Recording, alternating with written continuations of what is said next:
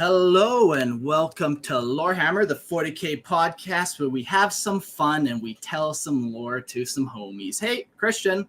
How's it going? That's homie 1, homie 2. What's up? I'm the Mister of Battle. Yeah, we got a James complaint for you, but we'll get to that. Oh yeah, I got it. Yeah, Mark looks very serious. Yeah, time to ream you out in front of everyone. Hey, Frankie, welcome to the show. First time in a while. Yeah. Hey, how's it going? Very good. No, it's been a long time since we've had you on. Like, even before the hiatus, it's been a hot minute. Yeah. I did There one was a Orc reason for episode years ago and then never got the call back. So, yeah, as Christian said, makes sense. Why Yeah. I got the hint. I picked up what you were putting down. So Good. Well, I'm glad I can communicate so efficiently. That's good. We will get to some housekeeping before we jump into the Arkifane, Vashtar, the Arkifane. He's got many titles. It's a pretty fun sounding guy. Sound check. How do we sound, everyone? The last episode got a little messed up. That's our bad. I think we did a little better job. People in the live audience right now, audio sounds good. We're sounding good. Here's my question for all of you who sat through that and the whole episode didn't notice that you couldn't hear Mark. Episode. What is happening? Do you just not want to hear Mark anymore? Because we can vote him off the island. Oh God. welcome to a hostile takeover of Lorehammer. Live. That's why I'm here this time. I dealt with Jordan. I dealt with Eric. I'll deal with the three of you. Okay, let's get that Next straight. episode, just Mark by himself. Welcome back to Lorehammer. The problem was that we let him attack them each one at a time. We have Well, to dude, work as a team team. up, for sure. It takes 3. Oh God. Okay, so I'm glad. Roll your dice, Mark. 1 fail. Yeah, so I'm glad we sound good. Hey, if you guys like hanging out with us, we have a Discord. Go hop on there. If you need an invite to that, just message in like Instagram, anywhere. Automatic links get sent out to you if you message us. So reach out. We have a lot of fun. We are doing like a trivia night in the Discord. I think we're aiming for maybe next week sometime, but we got this cool Battle Royale trivia night going on with a bunch of Discord people. So if you're interested in such a thing, come check out the Discord and you can find times. And It sounds super fun. It's going to be sweet. We were coming up with some custom rules, like faction rules. Like, yeah, it's going to be cool. This is how game shows should be. Literally, yeah. If only I had like $50 so I could get some like props or something, but it's all only audio. So, but going to be a lot of fun. So the live stream is a lot of fun for us. We like having you guys in the chat. It brings a little more of a new dimension to it. So join the Patreon so you can jump in. We do it usually Fridays at 8:30 CST. I don't even know what that means. I live in Mountain Time, so Central Standard Time. whatever. Come It on. sounds Sounds like profane to me. witchcraft. Okay. Yeah, we like to have a calling guest at the end of the show to jump in so we can talk to you guys and you can be a part of the show. So join the Patreon so you can be a part of that. Yeah, we bought my headphones this time, so we definitely can take them, unlike last one. But I wouldn't have even been able to talk to them anyways. Yeah. Maybe they that would have told person us would have then. said. Yeah. Damn it. Hey, by the way, I can't hear Mark. Yeah, I would like Mark's opinion on this, but I haven't been able to hear him. Okay, fine.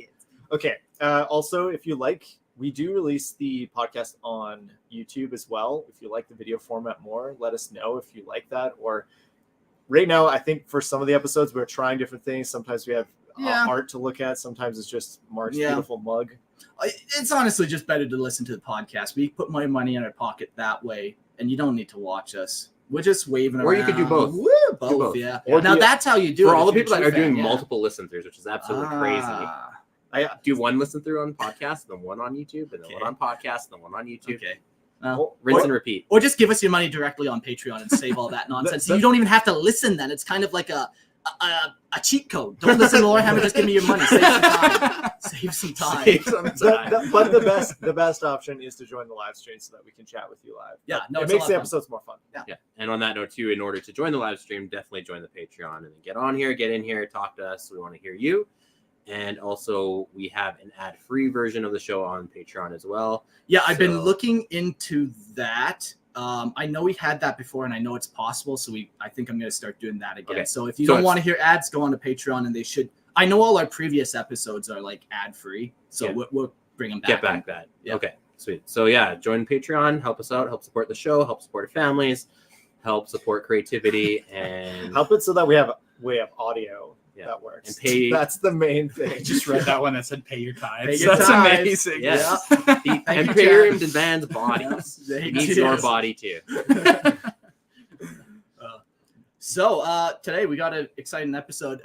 We've been going on this journey together of learning New lore. new lore. It's kind of been fun, hit and miss some of it, but it's been fun. And today we're gonna jump into Vashtar, the Arkifane, the Lord of the Forge of Souls, the Master of Grinder. The last one I added. It can pass. It I could, think. yeah, no, 'cause maybe that's one of slides his right in there. weapons. Maybe he made He's a the Lord of demon Soul engine. Grinders, man. Yeah, man. Let's maybe just, he's been out for maybe a year and a half, 2 years. What do we all know about him? For me personally, all I really know is he's the Dark Mechanicum kind of, I wouldn't say leader, but he's up there. Well, from what I gathered, I did kind of follow along in the that Arcs of Omen series, which is where he got introduced. So he's basically this guy who's trying to ascend to godhood. Maybe he's like the equivalent of the rat in the Interesting. in the fantasy version. Yeah, Age of Sigmar, because their rat god became one of the chaos gods. Yeah. And so this is kind of the 40k version where Vashtorr is trying to find his way into becoming one of the chaos gods, and he's sought after by all the others to get demon engines from because he makes them. Cool. Yeah. That's about the extent that I know too. I followed very loosely. James pretty much summarized how much I know about it, and I definitely have my opinions on it. I love forming opinions before I have all the Of course, yeah. Okay. What do you know, Frankie? Yeah, so I did a super What is deep dive Warhammer? into who he was prior to the episode. So it all started back in. Actually, I know absolutely nothing In about grade it. 3. Yeah, I know Another absolutely kid said he nothing. was Yeah, an no, idiot. I have no idea. That's fine. We're all gonna go on a learning adventure together. I found a I was gonna great make up some crazy lore and just be like, he's part of the Imperium Mechanicum, and just have you guys just kicked James off of every. complaints. Yeah, Yeah. they don't know their lore. Yeah, no, for sure. Well, that's okay. Nobody Well, I knows got the one lore. quote that I think was all pretty made good that will teach us about Vashtar. We're meshed the cogs of industry to grind between their ever-turning teeth, the flesh and bone of soul stuff, of the mortal and the infernal both. Where roars the hungry furnace, its flames hope to devour. It heats. Wow, today is a reading day for me. Okay, it heats to give life from searing crucible unto molten ore, a blood and bile bubble, where scratches the quill and clatter the keys, a cradle by flame and cold buzzing lumen lit. What is this? Is this some poet you write guy? this? No, this is like a quote I found from some graded demon of apparently dyslexia. My favorite part is how you're directly reading it and it's butchering still- every line Yeah. so clearly. I think what happened, Like, if you had this memorized, then that would be excusable. yeah, I always But- wonder how the fuck do I write all this? Like, that's always what happens every time I read this. Like, how did I manage to write these notes? So basically, it was a quote, and he's a guy. Here, let me give it a go. Give it a go. Where mesh the cogs of industry to grind between their ever-turning teeth of the flesh and blood and soul stuff of the mortal and the infernal both.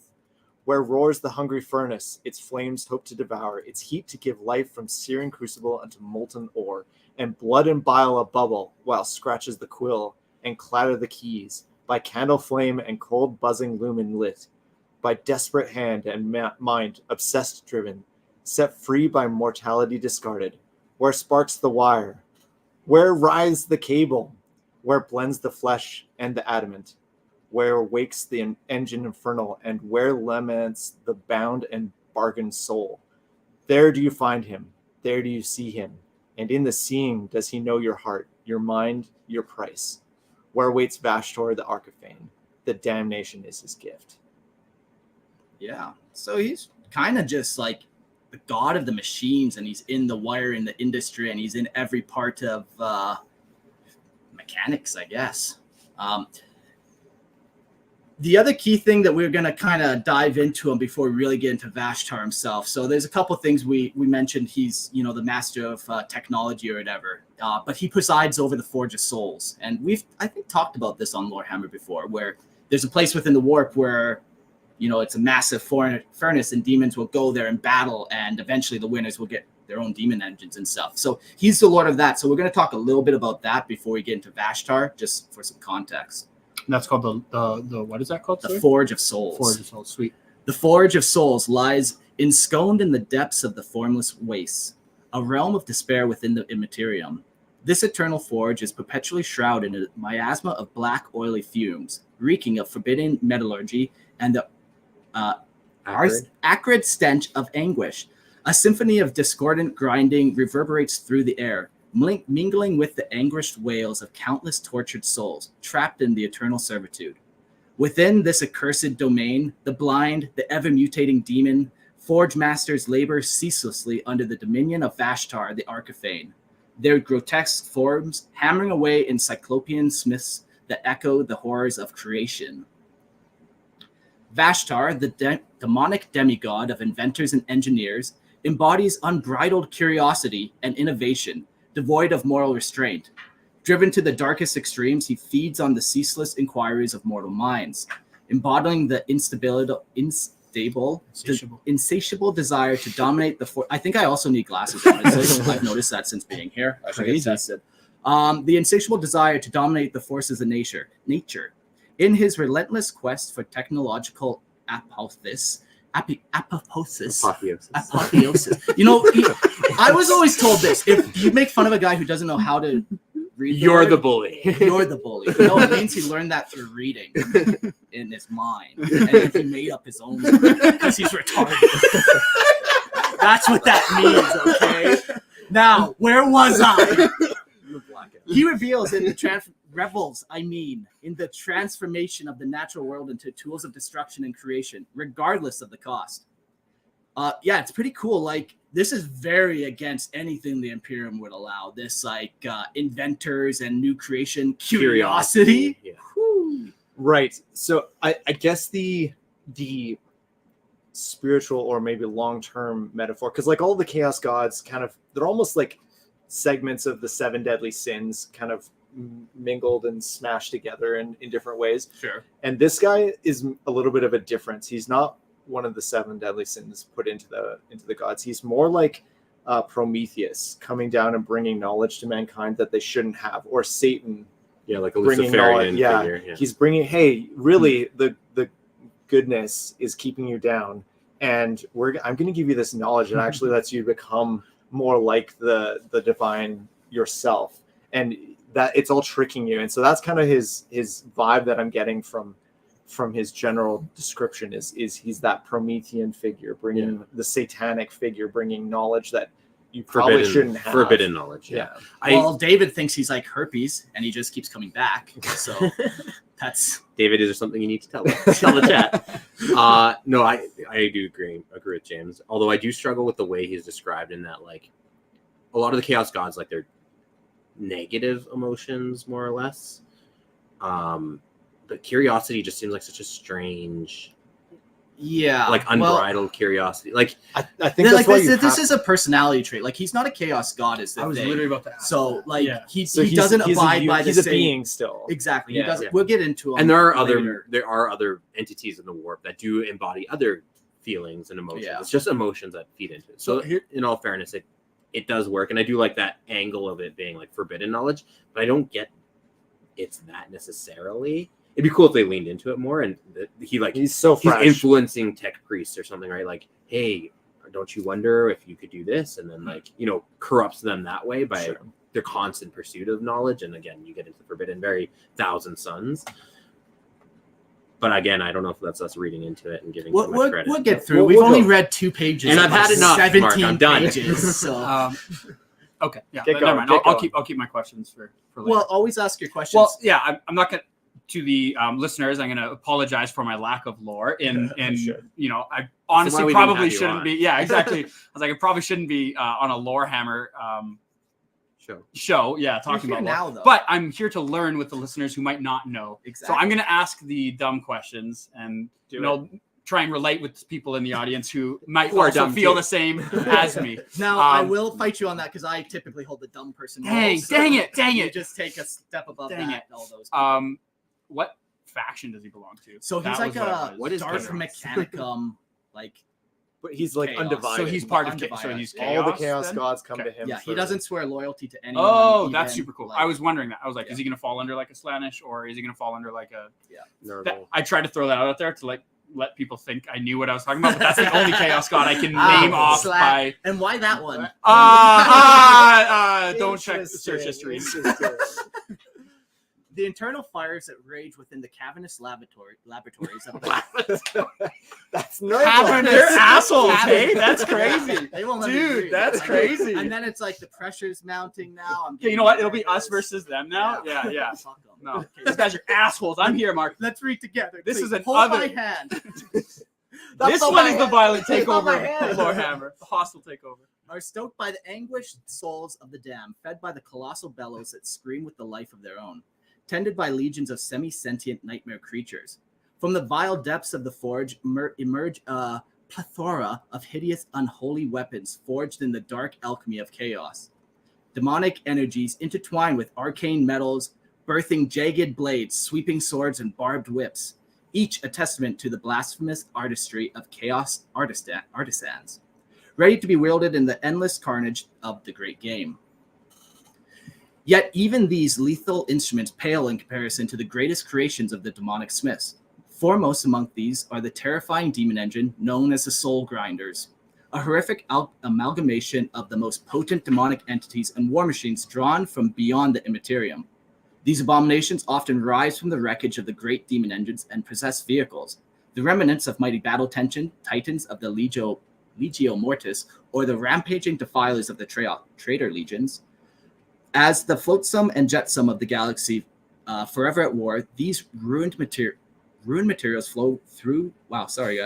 Ruined materials flow into the warp through the Eye of Terror, the Maelstrom, and other rifts where reality collide. It's cool that he does both like metallurgy and like soul forging. Sure. There's of course that magic component too of like mixing metal with magic and science And flesh and yeah. people, yeah. Well, yeah, because like if you take what did you say the Astartes with the disease, what is that called, the Death Guard? No, the obliterators. Obliterators, Oh, yeah. yeah. Like taking like it's that kind of that modification of flesh. I thought you were on my as they- team. as they twist into machines themselves, that Yeah. kind of like melding of man and machine in grotesque ways. Yeah. Because like there's like a positive way. It's like, oh, I'm gonna give you, like, you can't see, I'm gonna give you an augmented eye so you can see it. So there's like a positive way, but then there's like a twisting where it's like it deforms you and makes you worse. in some Fuses ways. you. Yeah. Yeah. There's like that's the there's like the two paths for it. Yeah, that's interesting. I never really thought about obliterators once this whole time Right. writing. Yeah. Like, I wonder how they kind of fall under this, because they're different, but not. But Where did the obliterator virus come from? Vashtor, obviously. No, I'm pretty sure Porter Rabble made it. He changed would be it. someone who would be in league with Vashtar.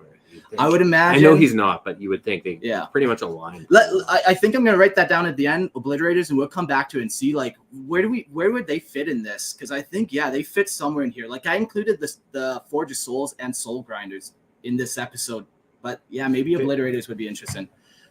In the Ashstream plains surrounding the Forge, battles rage eternally as the higher ranks of demonhood vie for the privilege of merging with mechanical constructs to become a soul grinder.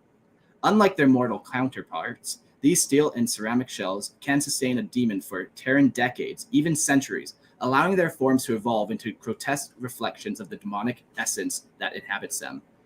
Yeah, that's kind of cool. So, like, why is this so important? Why do demons want to be put into machines in the first place? Because then they actually they have like that anchor point to the materium, so they can last for decades, centuries out rampaging, where otherwise they would get banished back by a word potentially. Yeah, or their time would run out and they'd run out of energy and then they'd have to Yeah. dissipate. So Yeah. that's a way, like you said, to anchor into reality. Yeah, and like I don't even think you can necessarily banish even like a soul grinder the same way you would banish like anger on a demon, because like they have that physical anchor. Yeah, maybe you have to destroy the anchor and banish the soul at the same Yeah, time. right? yeah.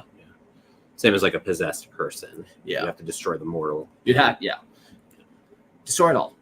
Burn it. Burn it to the ground. Yet the precious armored form demands a steep price. The demonic brokers and artisans of the forge impose their will upon each newly forged soul grinder, extracting oaths that bind the demon in eternal servitude. The first oath compels the demon to use its mortal souls harvested by the soul grinder's great blades to fuel the forge. Fun, cool. The second binds it to surrender the wreckage of the war machine's crushed by its adamantine claws, to the tribute, or add tribute to the forge's insatiable hunger. Insatiable. My God, what did I not? You had a baby and now you can't. Is that what happens? Yes. Okay. It is instantaneous. Instantaneous, I Yeah. became retarded. Yes, that is how it works.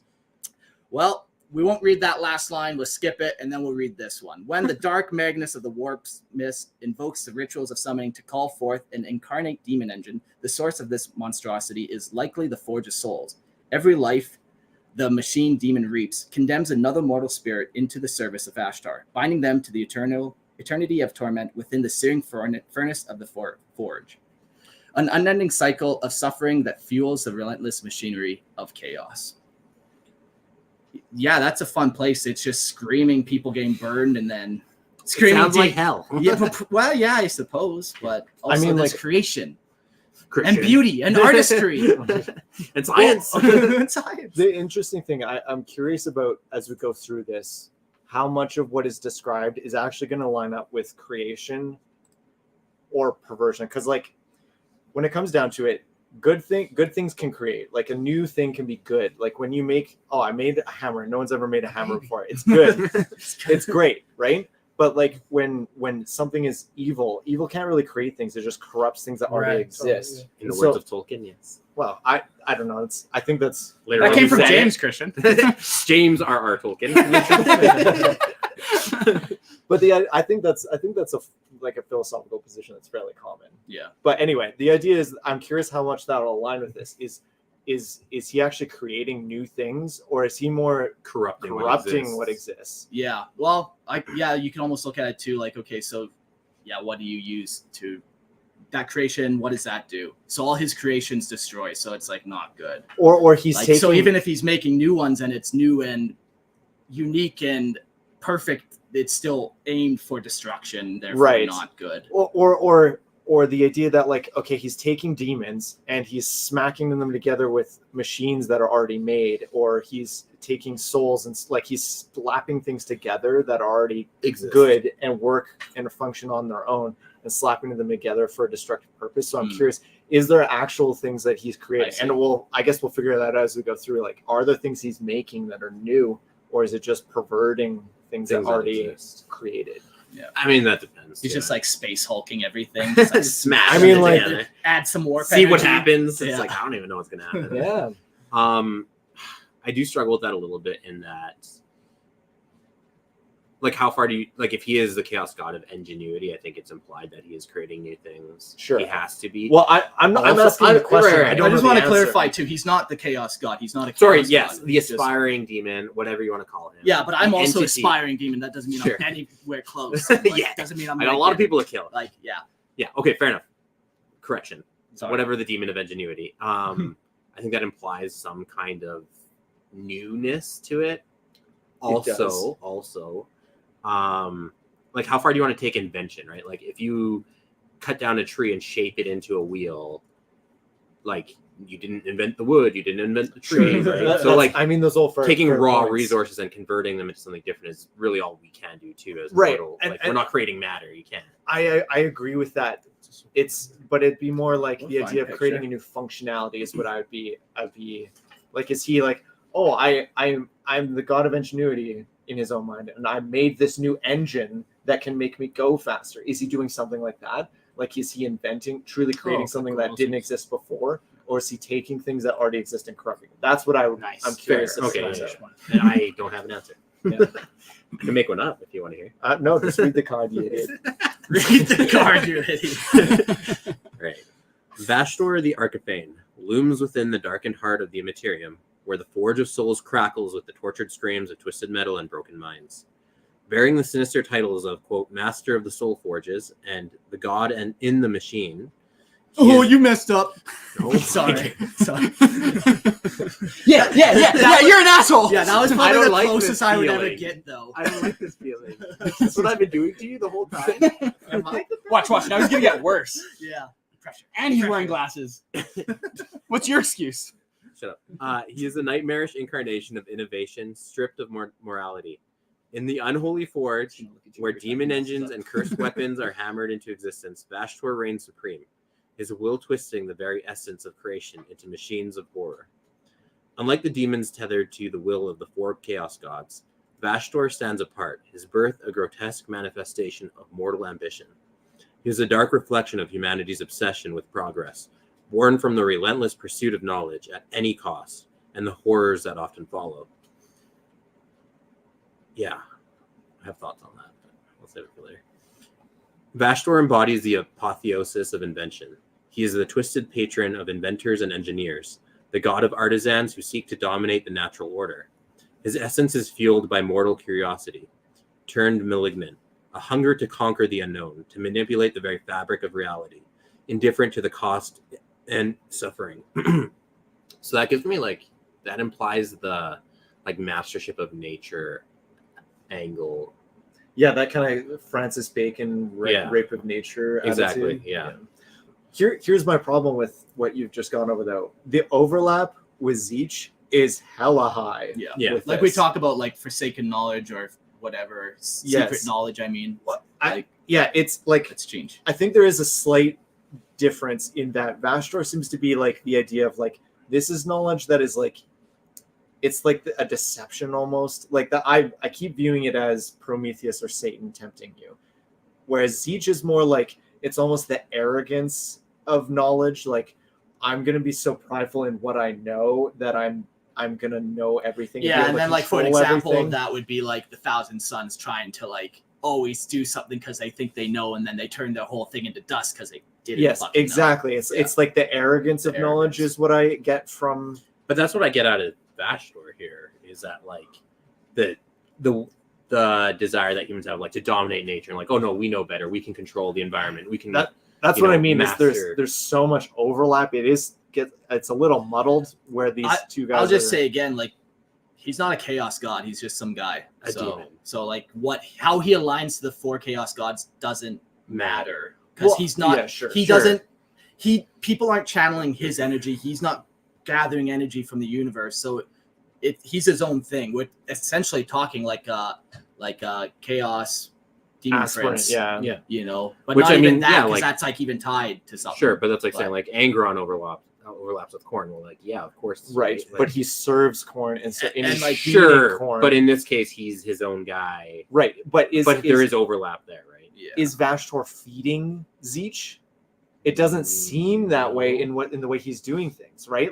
The way I would imagine that he would, honestly. Just when you do violence, you feed Khorne. Just like any of just when you make one too many war machines and now you've ran out of room for all your war machines, now you're serving Slaanesh. Sure. This guy is not is not a chaos god. No, so I understand. We can't always frame it with and align it to I know, them. maybe it's perverted in my mind because that is what he's trying to be, so that's where I default to. Right. It is. And maybe that's polluting my he is. That is his goal and stuff. And maybe the next edition he will be the fifth one. But then we don't know how that would even work. We'll jump to the very end of the episode. Literally the next line. Unlike the Daemons tethered. We'll jump real quick to the very bottom where we are going to do a Tales of the Warp where we're going to talk about Vashtar becoming the fifth chaos god and what that action might look like. Sorry, it just keeps coming up. I know, but so until we get to that part, let's treat him like he's not he's a demon. Chaos god. He's basically a demon. Yeah, gotcha. Okay. His essence is fueled by mortal curiosity turned malignant. Did I read that already? Where am I? Fucking who's running this show here? How do we have the number one podcast? How is that even possible? Hold on. We're good. His realm is one of grinding gears, screaming metal, and infinite machines that gnash and twist in the endless churn of industry. Mortals who invoke Vashtorr seek not just knowledge, but power over life itself, a fusion of flesh and machine that promises a grotesque form of immortality. Yet in the end, all who follow him become as hollow and cold as the soulless constructs that they create, their bodies and minds consumed in the fires of the forge, leaving nothing but rusting husks and broken dreams. That's sad. Yeah. Broken dreams. Vashtorr's presence is the cold, mechanical whisper at the heart of every innovation gone wrong, every device turned weapon, and every machine that devours its creator. He is the demon in the gears, the horror in the machine. So that's cool too. That's kind of got Frankensteinian vibes to it, or like during the French Revolution, like the guy who created the guillotine and becomes the victim of the guillotine, or like, you know, you create a hammer to build and then someone uses it to kill someone, right? Like that. I like that kind of perversion of function. Every device turned weapon, every machine devours. Cool. Well, let's figure out his origins. In grade 3, Frankie was mean to a little boy. Shit, it was my fault. Yeah, we got to that part. Then what? Few among the galaxy's sentient species dare whisper the name Vashtorr the Arkifane, except for apparently us in this podcast. Over and over. Yeah. I even gave him an extra title, Master of Grinder. For his presence in real space is a rare and terrifying omen. Unlike the gods of chaos who frequently manifest their dreadful power, Vashtor's appearances are scarce, veiled in the shadows of history. His elusive nature has rendered him a figure of dark legend, a techno-demonic specter, unseen but ever lurking, whose rare incursions into the material realm bring only calamity and destruction. To most, Vashtorr remains little more than a myth, a mechanical boogeyman whose name is spoken only in dread. But for those unfortunate enough to glimpse him, his arrival heralds unspeakable horror, a corruption of flesh and machine so profound that it warps reality itself. When he manifests, entire worlds can crumble under his weight and influence. There are civilizations torn apart by a nightmarish fusion of man and metal, sanity and madness. Among the most learned crypto scholars, theories about Vashtor's origin are as varied as they are horrific. Some whisper that he was born in the crucible of a long-forgotten, galaxy-spanning arms race, an ambition birthed from the reckless pursuit of ultimate power. Others claim that Vashtorr emerged during humanity's dark age of technology, a period when technological advancements spiraled into chaos, birthing horrors that even the gods of chaos could scarcely comprehend. Some go further, suggesting that Vashtorr himself was the architect of those horrors, his influence corrupting the very foundation of technological progress. Yeah, it's cool how far back he goes and just like how fuzzy things get when you go that far back. Like, does it even matter at that point? Like Dark Age or 5,000 years before that? Like during the nuclear arms race. Sure. Science became a weapon. Okay. Fun, Christian. Thank you. Let's just put that out into the world. Okay. No, he's cool. The reckless pursuit of ultimate power. It's mentioned power a couple times too. Just keep that, and when we get to the very bottom, think of power, because as like the emotion potentially. But let's all I ever do is think of power. Okay. Dark power, rumors, women, and machines. Dark rumors also link Vashtor's rise to key events in the galaxy's twisted history. The Necrons' biotransference, their transformation from living beings into soulless machines, may have swelled his power. Some say his hand guided the cursed 21st founding of the Adeptus Astartes, an experiment in genetic manipulation that yielded tragic and monstrous results. And there are whispers that his unseen influence played a role in the creation of the Primaris Space Marines, further advancing his dark designs. Was that added by you, Mark? Hey, you know, how much of this was... Is Mark an instrument to Vashtorr? Yeah. Mark is Vashtorr. Each theory points to the same truth. Wherever technology crosses into nightmare, wherever machines consume their creators, and wherever ambition outpaces caution, Vashtorr is there. He waits, a god of iron and malice, feeding on the twisted remains of technological hubris and warping the galaxy's future with each mechanical tendril he extends. So what we're saying is Jeff Goldblum needs to come in and say all the things he said in Jurassic Park. Just word for word, just rip it. Yeah. And that everything he said about chaos theory. I can add that science all in is post. So we need like a Jeff Goldblum chapter. The Goldblum. If you and will. they fight Vashtorr wherever he goes. Honestly, fit better as like a tech priest. He's a tech priest. Yeah. But like exactly same, wears black robes and like Yeah. it's like the weird Open tech shirt. priest. Yeah, exactly.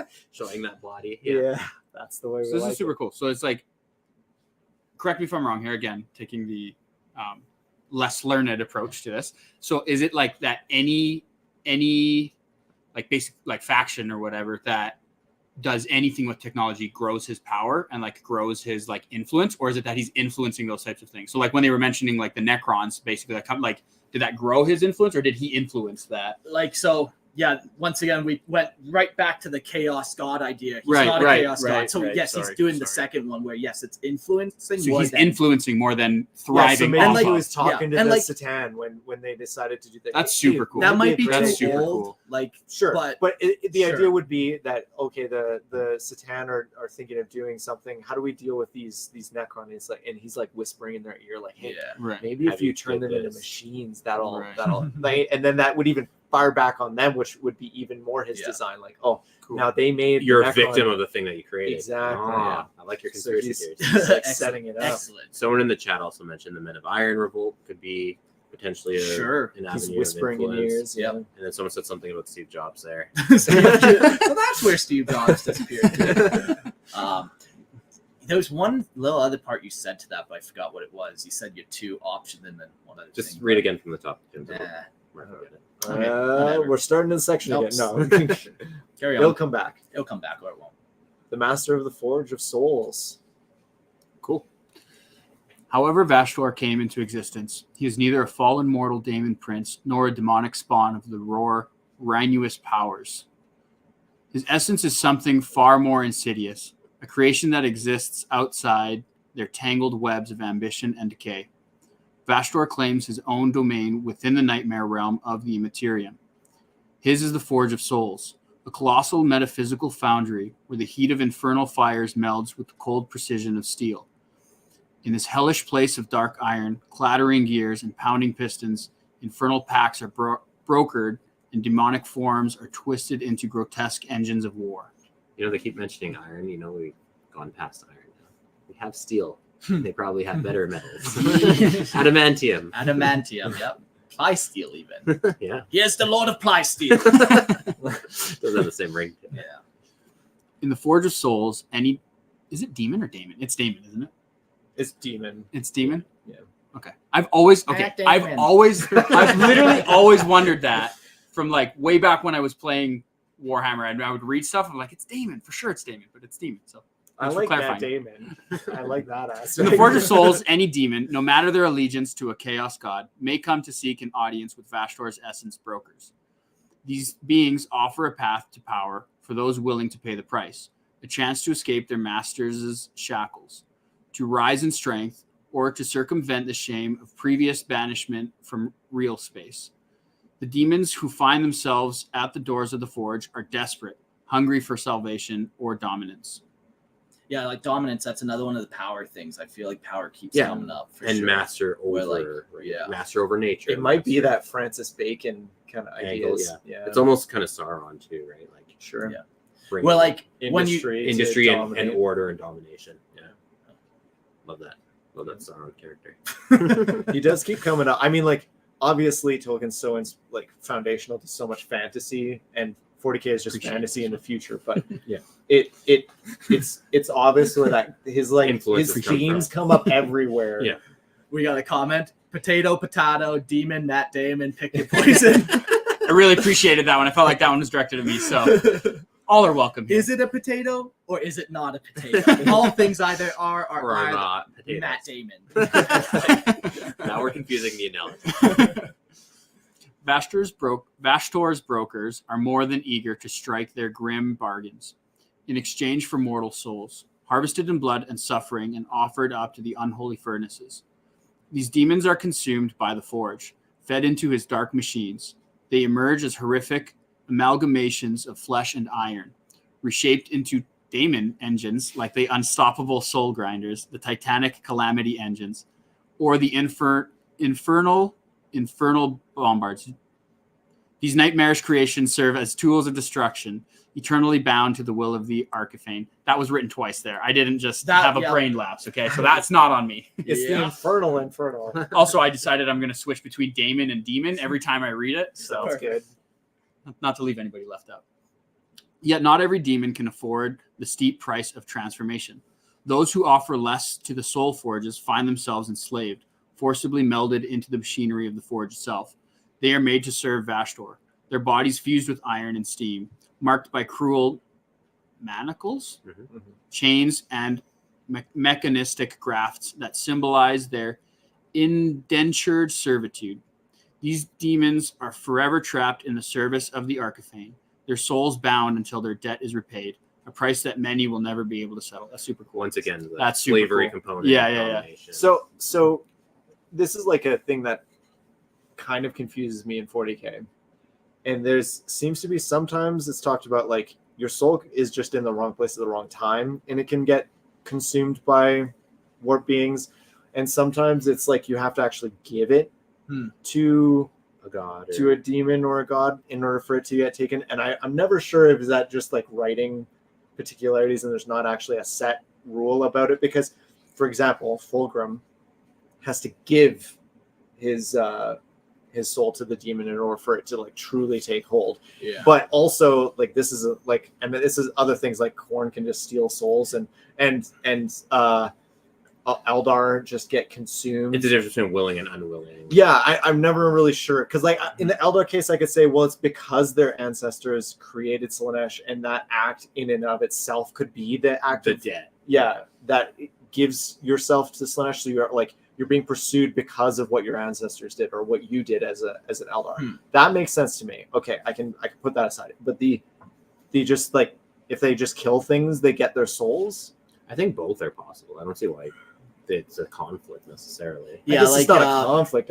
I kind of picture like the reaping of souls. Like, yeah, if you kill something and you're a demon, like chances are good somehow you reap that soul for your god. Like, there is like that. You do a certain way of doing it, or a certain demon type can do it, or yeah, maybe like it's just when that happens, the planet's like in the fucking warp, so then your soul's already in the warp. So sure, it's just that much easier. Whatever. But, in that case, if you get taken into the warp, I can see that too. I found this about the warp. There's no rules. There's no logic, there's no rhyme, reason. But yeah, no, it is interesting, yeah, because like sometimes, yeah, you have to go like, yeah, give your soul, or sometimes it's harvested. Or even if they trick you, like you could just like, oh, you should do this, and then you start walking down a path, and then all of a sudden, before you know, you didn't even think you did it, but somehow you're now consumed by demons. Yeah, and that's fine every time. But it's more just like you just like were in the path of a soul grinder, and now your souls got sucked into the. I think both are. Yeah, he's got a vacuum gun. Right. I don't see. Okay. Sucks it out. I don't see it necessarily as a conflict. I just think there's different ways to harvest souls. Sure. Like, I do like also. It depends how your soul gets captured. Like, okay, if I worship Khorne and I give myself to Khorne, then he empowers me and won't necessarily make me a slave. In a sense of like, I'm not going to come back as some like lesser demon or, spawn. Yeah, like some bad fate. Like he'll likely be on my side and want me to even bring me back to life if I die. In the case of like Khorne, versus like, oh, you're just a guardsman that got mowed down by a soul grinder. Your soul gets snatched. Now you're a slave soul. They can do what they want with you. You're put you into a machine or exactly. You're nothing to them, right? So I think that also changes the dynamic of how your soul gets reaped, right? Which is why I pledge my allegiance to all the gods. Cover all your bases. Yeah, nice. Exactly. Okay. You whore. Joke's on you. I'm going to be at least in one warp heaven. Vashtorr does not need to lie or deceive. His contracts are ironclad, written in the blood of those who seek his aid. So it sounds like his isn't kind of like deception. His is like it's a willing, conscious choice. Yeah, like James was saying. It's like I have to do it for this guy or whatever. Well, okay. Lies are... Okay, yeah. Keep going. The demon's own relentless drive for power is what damns them to an eternity of servitude. Each defeat on the battlefield, each failure to fulfill their purpose, only deepens their debt to the Forge of Souls. Few demons ever manage to escape the soul bonds they willingly accept, their ambitions twisting into their downfall. So this is for the demons, though, right? Yeah. That are signing up. So he doesn't have to deceive the demons. Yeah. They're already creatures of the warp. They're just making a deal with him. Yeah. Which also implies, like, can they break allegiance with their god? Like, can a Khorne bloodletter go to Vashtar and be like, hey, I want to do something different. Here's my soul. Here's me. I offer myself to you. He smashes you into a machine, let's say, and then you go do his bidding. Obviously, you're stuck in some eternal debt cycle, and then when you become a soul grinder, you swear yourself. There are 3 oaths that you take, and one of them is like you swear yourself to the Forge as opposed to the other Chaos Gods. And even if the 4 Chaos Gods go to war against the Forge, you stand up for the Forge. Yeah. Right. Exactly. So can like a bloodletter, committed demon of Khorne or Chinch or whoever. do that and break their bond. Because we know there's also lots of other entities in the warp, is my point. Mm. And there's non-aligned entities too, right? Like Sure. Furies or something Yeah. Fury-like. So. I would just imagine that, like, okay, so these soul grinders, they're like one of the best things ever to be put inside of. So then, like, the nameless ones, they're not necessarily getting in here. To get in one, you have to go to the Forge of Souls and then battle off thousands of demons. So, like, So yeah, it's the like minor a bloodletters, they're not doing it. Yeah, sure. They're not It's a getting greater that demon far. of some sort. That's Yeah, doing the unaligned demons, they're not doing it. They don't have power to beat up greater demons. And just to be clear, it's just soul grinders, right? Soul grind, like they do. Soul Grinders grinders is are the like most known because yeah. we see them on the okay. tabletop. But there is other tabletop like minis that go along. Yeah, we can pull up some. And even like you can make some up. There again, Vashtor's god of ingenuity. Well, Right. Oh my god, I keep Makes saying whatever. this. Greater demon of ingenuity. Right. So like Greater in theory, demon. you could He's the master of the forge. yeah, Any of you those. could kit bash Oh, probably. okay. So it even anything. falls under like a. Oh shoot, what are they called? And even weapons like soul cannons and stuff, right? Like, Sure. I'm sure he forges those too. Doesn't necessarily have to be. Decimator. Yeah. Cool. Um, That's super cool. Okay. So any. Okay. Yeah. Vashtorr does not need to lie or deceive. Wait, no, I Next read one. that. Yeah. Where are we? No. See, I'm Down not and doing down. that. XI. So we're not only learning about Vashtar together, we're also all Learning how to read. Yay! Learning to read with Mark. The dark gods themselves, despite the loss of their servants, tread carefully around the Arkifane. Vashtor's creations, the monstrous war engines that bolster their demonic legions, are too valuable to cast aside. None of the chaos gods can risk losing his allegiance, for his forge is the armory of their unholy wars, the force that keeps the great game in perpetual motion. Vashtorr is the arms dealer of chaos, a neutral and dangerous ally to them all, and none dare risk his wrath. Yet his activities have not gone unnoticed. Belacor, the first demon prince, views Vashtorr with deep suspicion, a rival who shares his disdain for the chaos gods, but is even more calculating in his dealings. I like that arms dealer aspect. Like, Yeah, that's super cool. They all kind of have an uneasy alliance with them, and like Yeah, like we've talked about, like how like the logistical train of Chaos Space Marines and guardsmen and stuff, and like how do they keep their guys all stocked up with supplies and stuff? And yeah, this is one of how the he's ways. able to shirk off like all the other Chaos gods, because he's able to kind of like just hey, I give your legions ammo. or Yeah. anything. Yeah, ways to interact with the materium Yeah, that they don't exactly. have. Yeah. I do like that aspect. Is like the fact that he makes these things that can enter real space is his leverage. Yeah. Because that's what makes him different enough that he's special. able to. Yeah. What'd be Yeah. hilarious is if he ever did become a chaos god, he loses the ability to make material things. He gets consumed by his own Oh, machinery. Yeah, that'd be hilarious. The ultimate twist. Beyond the infernal hosts that answer his call, Vashtorr himself is a terrifying presence on the battlefield. His mastery of corrupted technology and dark artifice allows him to reshape reality itself, bending the laws of physics to his whim. Amidst the storm of empiric lightning and the screech of tortured metal, he soars, a demigod of mechanical malice. His will is cold and inexorable. Inexorable? Inexorable, grinding down all opposition like the relentless gears of a vast, unstoppable machine. To answer Chad, yeah, he has a model. It's pretty cool. it's pretty cool. It's very ghoulish, and then its wings, it's got like bladed wings, Like very mechanical. machine. Yeah, let's pull up a picture here. Vashtar, The unfortunate. Just keep slapping extra titles Lord in of there. Grind. Yeah, so he's pretty cool. Super cool. I've seen lots of cool people do like fun paint jobs for this. I see the one I'm thinking of is he made it look all like digital.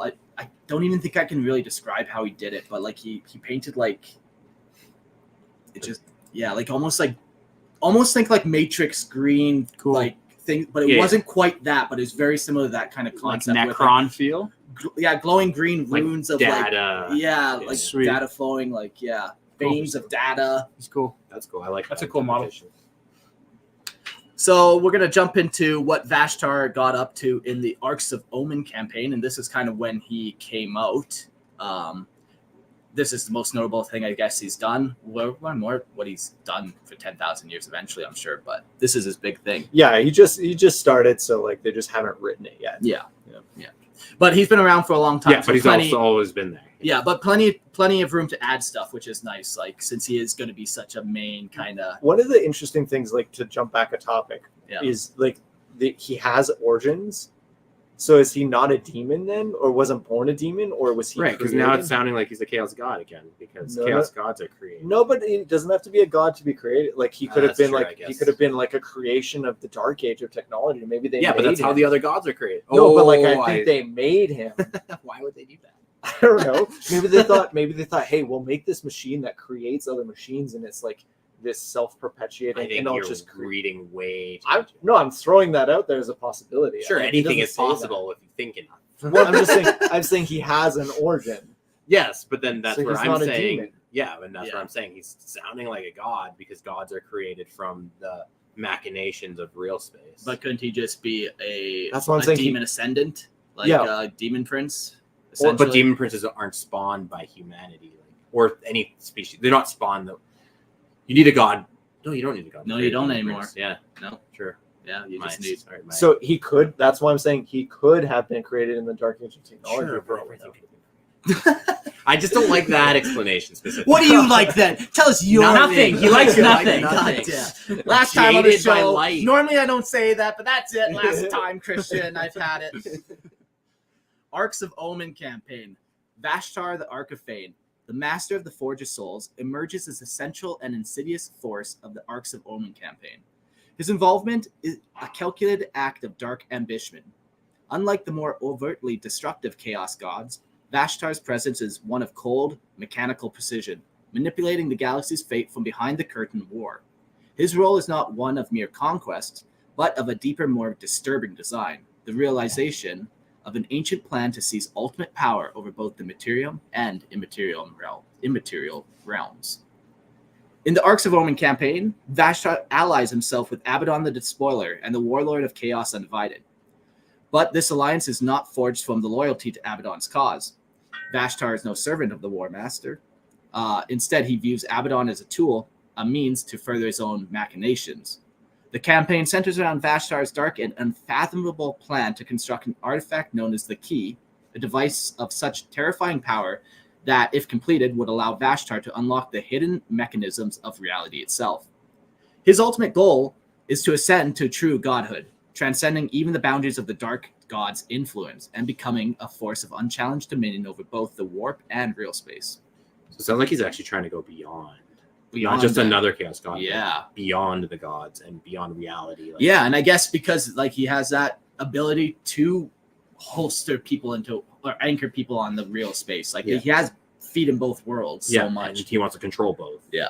Where the chaos gods, they really can't just control the real space, so they just want to pretty much destroy it. Or just use it to feed, Yeah. Or just mindlessly, they're just they just do. They just do, yeah.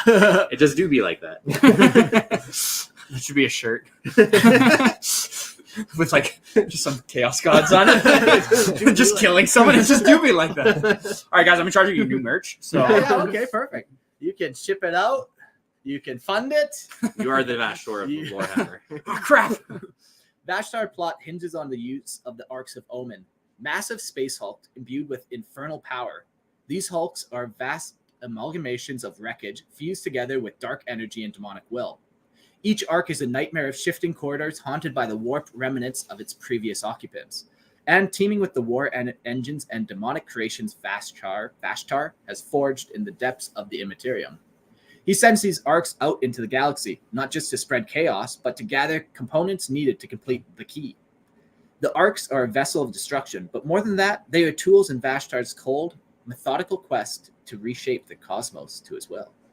I feel like when Vashtar came out, it was a little bit of a thing of he got sidelined by the fact he came out first, I think, in the Arcs of Omen, and then the lion came out, and then what's his name? Angron came out also. This is such a big thing that GW does. It's like when they release one main character, it's like then they try to get every big character into a spot, and they're like, everyone fight! And then no one gets hurt, and they all go their separate ways. Well, I mean, that happens. That is also true, yeah. But yes, but I just mean that the reason that, like, I feel like he got overshadowed. Yeah, he got overshadowed by the fact that, oh, who cares? 2 Primarchs just came out. Sure. Who cares about this New guy? Primarch just dropped. It was like a weird... just dropped. Another T-shirt. Yeah. Okay, Guys, okay. I'm telling you, I got Okay. you. I got you, dude. I got you. New Primarch just dropped. But that's what I mean is like, And it's so a it's like, drop Okay, I told you guys, I've got you. but like the idea like he comes out early and you're like, oh, who's this Vashtorr guy? What's he Yeah. up to? And it's like, I'm sorry, what? Angron is a demon The prince? lion. Yeah. Oh yeah. No, that's sad for him. While Abaddon sees the arcs as instruments as war, designed to cripple the Imperium and spread the influence of chaos, Vashtar's vision is far more insidious. He cares little for conquest in a traditional sense. His true focus lies in the scavenging of ancient artifacts scattered across the galaxy, pieces of a puzzle that only he understands.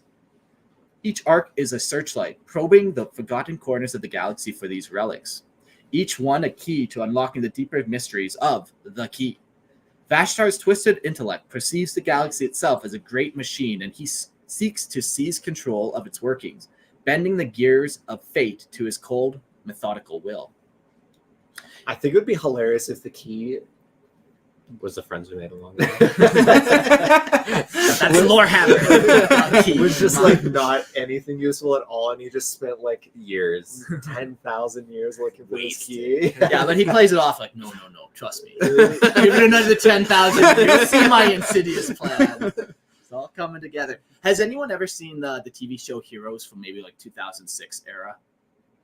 Okay, well, then Yes, yeah. It was there's like the one kind of main villain in the first season who has like the mechanical power. He can like see clocks and understand time, and like basically very similar vibes of that power, where it's just like he can take things apart and understand it. And that's kind of what he's trying to do with the universe, is just try to Break take it it apart down, yeah. and then kind of rebuild it to his own. I do. One of the things about 40K that I do like is that despite the fact that the scale is huge, like it's galaxy spanning, millions and millions of planets, billions of people, like its scale's huge, but it's also just confined to our galaxy as well. I like that it's not the universe all the time. Like if you want, like Marvel movies are always like, if we don't do this, Even multiple universes. Yes, Yeah, the yeah. entire multiverse. yes, the entire universe will implode if we don't do this thing. Oh, also, there's multiple universes, and if we don't do this, every universe is gonna implode. Like, do you know what I mean? It's like the scale is I do kind of like ridiculous. keeping the scale to the Yeah. galaxy in the way they've done, because it just gets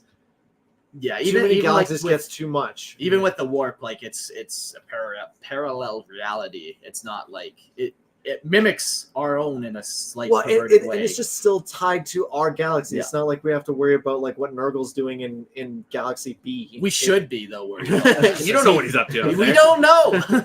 Sure, but I just like Yeah. the scale that they've The tended to limited, keep yeah. to just the Milky Way. And I don't like the idea that he's like gonna be like, I'm gonna rewrite the universe. It's too big. Too big. It's too big. Right, but if you're rewriting reality itself, I'm Yeah. sure that includes everywhere else. Yeah. That's what I mean. Yeah. Okay, in this case. Yes, that's what I'm saying. It's like, I don't want them to do that. All the time. Keep it to this galaxy. This galaxy is enough. One galaxy at a time. Yeah, come Okay. on. The nature of the key itself remains shrouded in mystery, though it is whispered that it holds the potential to breach the very fabric of existence, unlocking gateways between realities, or perhaps granting its wielder dominion over the fundamental forces of the cosmos. Vashtar's obsession with the artifact drives his every move in the campaign, and his guiding hand that sets the arcs of Omen in motion. Through his alliance with Abaddon, Vashtar has secured the military might needed to see his plan through to terrifying conclusion. But it is clear that once the key is within his grasp, the War Master himself may find that he is nothing more than a pawn in the Arkifane's grand design. Man, that must be like a super weird thing for Abaddon to be Yeah. a pawn in somebody else's plan. I could never. Abaddon is always just in charge of everything, you guys. Who's using who in that relationship? They're using each other. No, Each one thinks like they're the Abaddon. master of the other. But one of them actually is. Yeah, It's but not Who's the Abaddon. top? Who's the bottom? Gotta sort this out. He's a power bottom. Abaddon is a power bottom. Absolutely. Uh-huh. Vashtar's involvement in the Arcs of Omen campaign is not limited to the strategy and manipulation. When he manifests on the battlefield, he is a terrifying force, a demonic entity of nightmarish mechanical horror. His form is grotesque, melding of flesh and machine, a walking engine of corruption. Storms of empiric lightning crackle around him as he rends reality itself, his every step accompanied by the grinding of gears and shrieking of tortured metal. His presence warps the battlefield, bending the laws of physics and reshaping the landscape in his own image. Vashtar is not a being of flesh and blood, but of iron and malice, and his very existence is an affront to the natural order. So, on the periodic table of elements, malice is what again? Okay, so the way I picture, if I were to do Vashtorr, yeah, I've seen people. You know how people do like the wire to make lightning. Yeah, I'd do that, but I'd also, not in a cheesy way, but it might come out cheesy. I'd want to have, you know how like in TV shows where they have like the rain cloud falls on one person. Okay. I'd want the like dark, like use that like filling, like little stuffed animal filling. Yeah. And that's just above him. He's just like in darkness and lightning. I think and a single tear rolls down his mechanical face. Cold. It's oil. But I like but he's just wrapped up in this storm almost. That's what when you were describing him. That's how what I was picturing. Is like he's just in this like cloud of like soot and it's like if you enter this, it changes reality if you enter that little kind of bubble that he has. That's exactly what I'm picturing. Yeah, that's what I do if I ever get it. Yeah, like that the flash of lightning, like inside that flash of lightning, you see another fucking reality essentially, and then it like that he created in that moment, and then it disappears. How are you gonna model that, Mark? With great precision, and maybe I'll toss in some malice. Lots of free-handing. Deckles.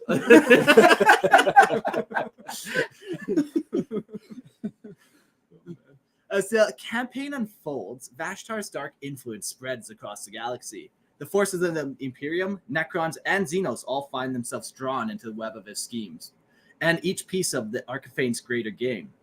While the Imperium scrambles to defend the worlds from the ravages of the Arcs, the true horror of Vashtar's plan remains hidden, a slow creeping doom that threatens to unmake the galaxy itself.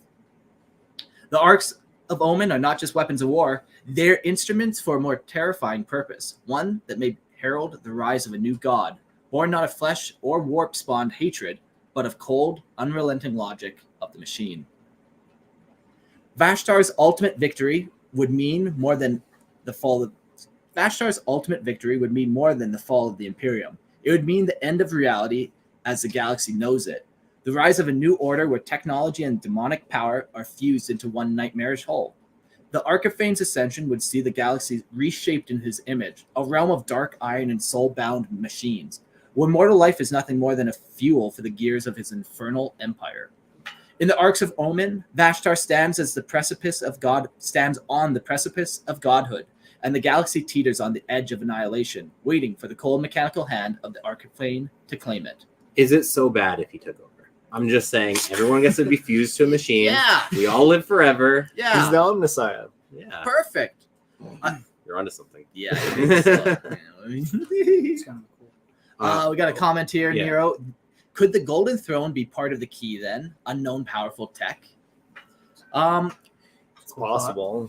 So when you read through the Arcs of Omen, and if you remember our Webway episode, we were actually talking about Vashtar and one of these arcs that he has, that it acts as like a boring machine into into the Webway. It creates like its own, like he's doing his own little thing. But yes, sometimes it does breach the Webway, but it's not quite the same as the Webway. Yeah. But he has these Arcs of Omen machines that are boring holes through the galaxy now that he can use. So now there's like this whole nother tunnel network that we can't really see and stuff. So we go back to the Golden Throne and that being attached to the Webway and opening up portals. It could be very similar technology, this whole portal opening Webway boring type situation for sure. Wow. But that was a lot of like depth that you just pulled from that. Some deep lore. Can't read worth shit, but I know things. But I've made some shit up in my mind because I can't read it. You made up every episode so far. In the end, the Arcs of Omen campaign is not just a tale of war. It is the unfolding of a grand design, a blueprint for the new reality where Vashtar reigns supreme. And the galaxy is little more than a forge of souls made manifest. As the key draws nearer to completion, the galaxy's last hope fades into the shadow of iron and steam, where Vashtar, the Arkifane, waits to claim his prize. So he's got almost all the keys, right? He just need one more, right? I think so. Which Yeah, is a that's where they golden left it.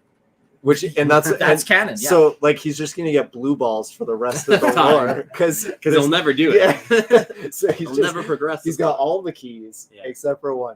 One would be hilarious is like the Blood Ravens. He's got the final key. He's about to turn it on. The Blood Ravens steal the saviors of the galaxy. Yeah, that's okay. I like that. Yeah, so that's kind of what he did. From that Arcs of Omen campaign, it's 3 books long. It's pretty interesting. I read quite a bit of it.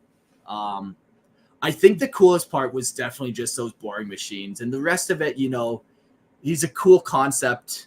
Vashtar, we'll see where he goes, but like that to me is how he's making the galaxy a different galaxy. Sure. I mean, like it's not just through violence, The Chaos Codex has not.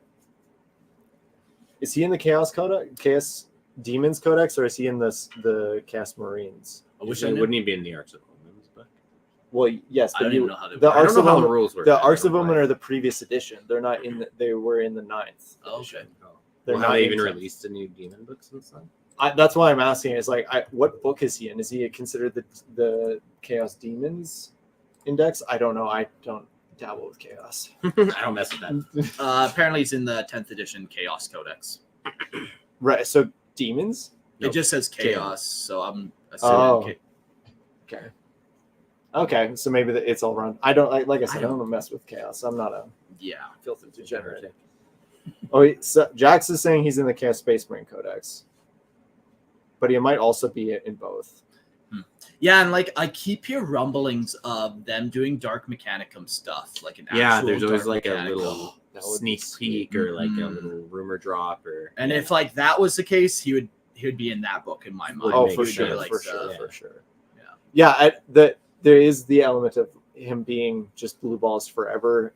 And the reason I was asking is that like he exists now. Where do you take his lore when he's got the last key to go and that's it? And then he unmakes reality and then that's how they're gonna Sigmar the universe. No. Chad asks, is there any chance there's any ties to the Kron tech? I don't know. So like I don't think Vashtar is that old. Like Vashtar would have to be then 60 million years old for that to be the case if he was tied to like Necron and that level. But also chaos has always existed and time doesn't work the same. All that you got me. Fluff. Yeah, you can't argue with the war. You got me. But yeah, I would say there's no explicit ties. Yeah, any ties we come up with are probably reading into. And what's nice is they even made his origins ambiguous intentionally, so we can. So in your mind, you could be like we said, we were like, could he be whispering to the Catan about, what to do, or could he be, somehow involved, and maybe not involved at all. Not everything has to be. Yeah. Right. Let's talk about war gear. Hammer of the Soul Forge. The Hammer of the Soul Forge stands as a testament to the horrific power and dark artistry of Vashtorr, the Arkifane, the greater demon of Chaos Undivided. This daemon weapon, forged in the blasphemous fires of the Forge of Souls, serves not merely as a melee weapon, but as an extension of Vashtor's very will, an instrument of creation and destruction that resonates with the malevolence of the warp itself. I love how everything always has to be repeated a million times. The Hammer of the Forge, which comes from the Soul Forge, the Forge and the Souls, and the Wolves and the Wolves. Did you know that space wolves ride wolves? And their main character is named Wolf. Canis. What is it? Wolf. Canis Wolfborn. Yeah. Well, one of them's Bjorn. Bear Wolf. Yeah. Hey, wait a minute. Raccoon Wolf. And... Okay. That'd be a sweet army. Squirrel Wolf. All right. Crafted from the twisted remnants of countless souls and the anguished cries of the damned, the hammer pulses with dark energy that seems to breathe alive with the essence of chaos. Its surface is adorned with chaotic sigils and barbs, each inscribed with the anguished pleas of those who have fallen to its might. The hammer's head is a massive block of warped metal, glows with baleful light, crackling with the raw energies of the immaterium, waiting to unleash devastation upon its targets. It's a big thunderhammer. Yeah, it's cool too. Like big old thunderhammer with a lot of souls in it. Like most demon weapons might only have the one, but this guy has is like consuming souls. Yeah. And it sounds like they stay in the hammer. Yeah. In the hands of Vashtorr, the hammer of the soul forges becomes a conduit through which he channels his horrific creativity. With each swing, it cleaves through reality itself, reshaping matter and inflicting gruesome destruction on all who stand in its path. Mortal warriors who face the hammer find themselves torn asunder, their forms splintered like dry kindling beneath the weight of its infernal might. The air thickens with the stench of scorched flesh and the acrid smoke of annihilation as a hammer strikes a cacophony of destruction, echoing across the battlefield. It's cool too because like hammers, like I said in my example, can be used to build, can be used to wreck. I was literally going to say that, and I was waiting for the opportune moment to make a callback to when we were talking about hammers, and you beat me to it. So it's called Warhammer for a reason. Yep. It is the Warhammer. Yet the hammer of the soul forges is more than a tool of slaughter. It is an instrument of unholy creation. In the Forge of Souls, it assists Vashtorr in the dark rites of crafting new demon engines and grotesque war machines. Each strike upon the anvil of the forge of the hammer ignites. Oh my gosh, stop it. No more steels, forges, hammers, iron, steam. Grotesque war machines. Each strike upon the anvil of the forge of the hammer ignites a conflagration of chaotic energies, transforming the wreckage of fallen war machines and the souls of the damned into new abominations, soul grinders, plague hulks, and other monstrosities that serve the ruinous powers. Like I said, there's a whole host of like demon engines, and you could even make them up. Like you could kit bash. It's kind of like orcs. You just smash stuff together and be like, look, there's a demon in it. Look at that demon engine, so cute. This duality of purpose, creation, and destruction imbues the hammer of the soul forges with a sinister significance, marking it as a symbol of Vashtor's dominion over the Forge of Souls. It embodies a relentless cycle of life and death within the realm of chaos, where the boundaries of existence are forever blurred. Each swing of the hammer echoes with the chorus of lost souls, a reminder that in the pursuit of power, there can be no escape from the insatiable hunger of the warp. Thus, the hammer of the soul forges stands not only as Vashtor's weapon, but as a grim reminder of the horrific potential of chaos. A harbinger of ruin that shapes the very fabric of reality, leaving a trail of despair and darkness in its wake. This hammer's so cool. Like, just imagine actually forging within, like, kind of like that flash of reality and the lightning that we've seen. But every time he hits it, it's like it just changes things. Yeah, exactly. Like, very magical. I have a screwdriver that has multiple heads. Oh, multi-bits. Nice. Do you have all the bits, though? No, I've lost I knew it. But it's on the same level. It's close. I call it Comparable. Screw of souls. I wish you hadn't used a screwdriver as your item. Oh, fuck. You have to make a model now and change it from a hammer to a screwdriver. And you put the multiple bits around his belt. He just has Vashtar, cuts off the hammer and puts his screwdriver in. All right, let's talk about some of the demon engines here. Yeah, the one we're really going to dive into is the soul grinders, because like Christian was just saying, like demon engines can be anything and everything, but the soul grinders specifically are like the primo mark that you want to try to get, brand name.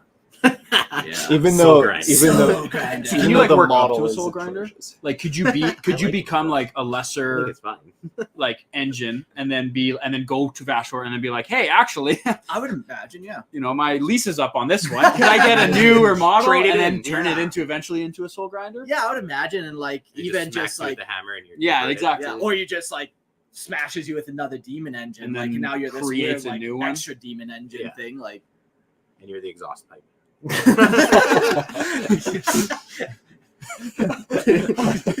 Or it's based on karma. Depending how bad of a demon you are, you get to be different parts. I'm into it. Yeah, okay. A soul grinder is a towering abomination, a twisted amalgamation of demon and machine, birthed from the bowels of the Forge of Souls, fueled by the malevolent energy of the warp and driven by an insatiable hunger for destruction. It is the embodiment of chaos given horrific, mechanical form. Its presence on the battlefield is a nightmare made real. A monstrous war engine, its iron body, there's that iron word for you again, pulsing with dark power. Pulsing. I don't like this thing already. Is it also veiny power? Forged not by immortal hands, but by the damned for a single purpose, annihilation. So is it like all the souls that get sucked up or used to make it? Are they like in a giant assembly line making soul grinders then? No, they're just feeding the furnaces. Yeah. Throw little Sure. souls in, melt Yeah, that it's like metal coal. down. Yeah. Yeah. Sure. Looming even over the mighty greater demons, the soul grinder is a walking juggernaut. Its form an obscene fusion of flesh and steel, or iron, if you like that better. Or bronze or any other kind of Gold inferior even. metal. Its body is encased Tin. in layers. Fear me. I am Lord of Tin. Minus armor save when you're Every joint and plate fused with demonic energy that rise beneath the surface, barely contained.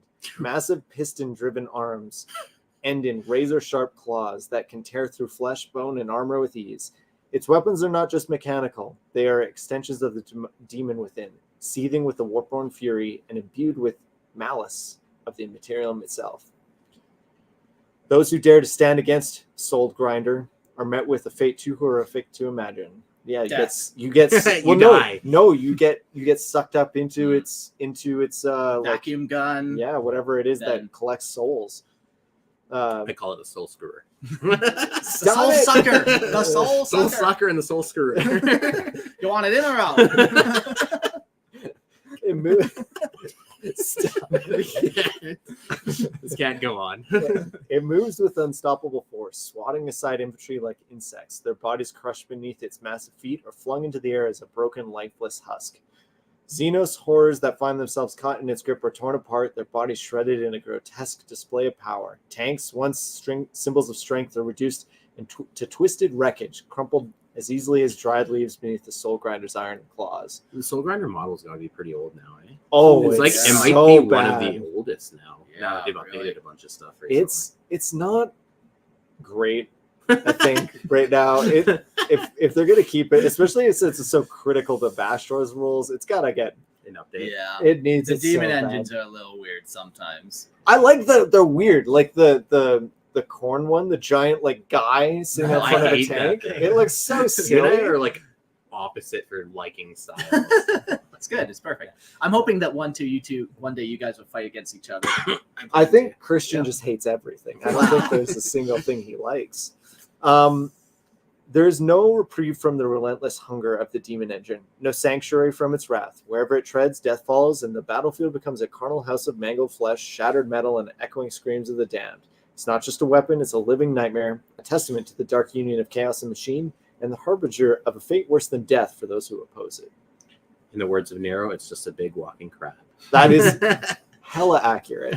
Although it does have just a guy on top of it, Yes. too. Everything. So it's becomes more like crabs a now. like a centaur. It's like Nice, crab nice. centaur. Yeah. Centaur crab. Oh. Crab tar. Crab tar. It's like the Scorpion King, Yeah. Oh yeah, like there the we go. original one from like. Oh, Yeah. Dwayne Johnson. Someone needs to Is he model getting that. a cameo? Yeah, someone literally needs to model it. That'd be That's- so awesome. That's the Amazon show is going to be Dwayne Johnson That's- is a soul grinder. I'm in. I would watch that. I'd watch whatever. You would, you corporate whore. Hey, I didn't buy the Amazon or the. I have Amazon Plus, but I don't have Warhammer Plus, so. I'm Just not a because you can't in complete show. Canada, because this is a shithole country. Oh, that's true. That is. Like you probably literally most can't of it have is. Warhammer Plus in Canada. Really? Yeah. I never even tried. Because it's like not a fully Canadian company, so you can't. do Yeah, it. Canada's crazy. rules around content. Yeah, Canada's a It's fucking. Oh yeah, because fucking they don't produce shithole. any. Wait, hold on. I sense an opportunity. There's no For a opportunity. t-shirt? Hold on. We retract There's everything no we just opportunity in said. Canada. I'll have you know.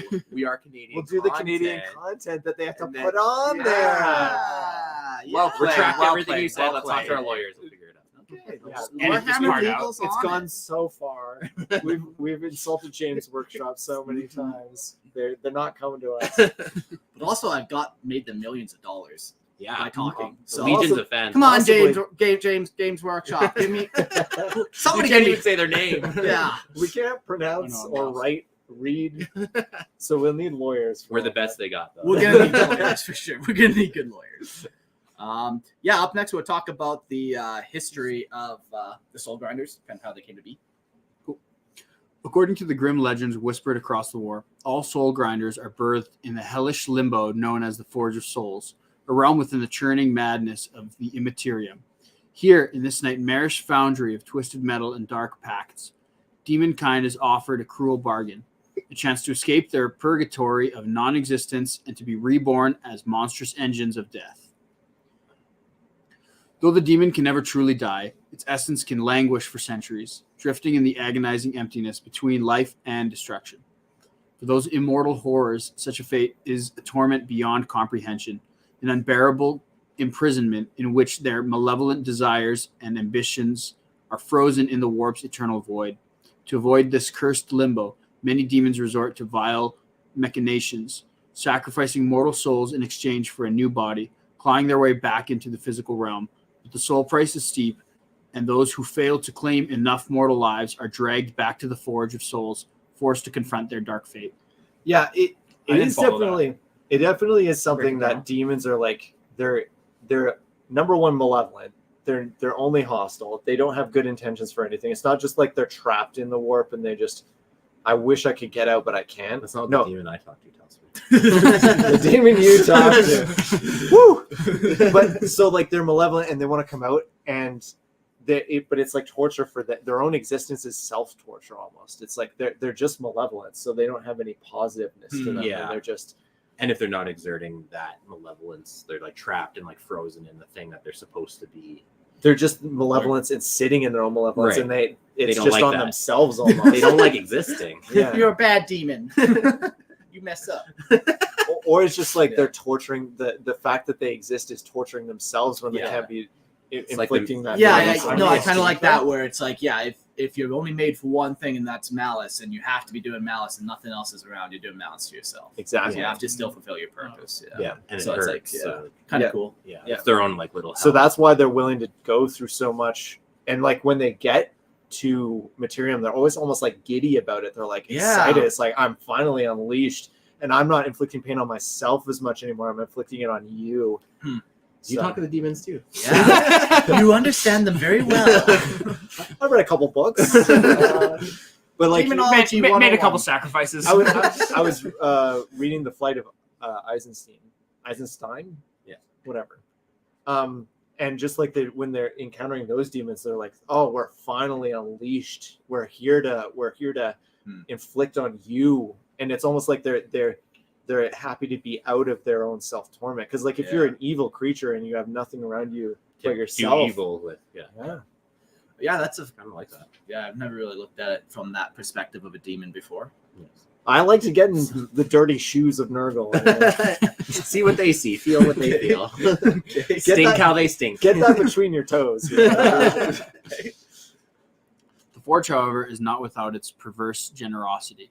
For the truly desperate, it offers a twisted boon, a new corporeal form, a soul grinder, forged from the remains of shattered war machines and the broken husks of daemon engines lost in aeons of conflict.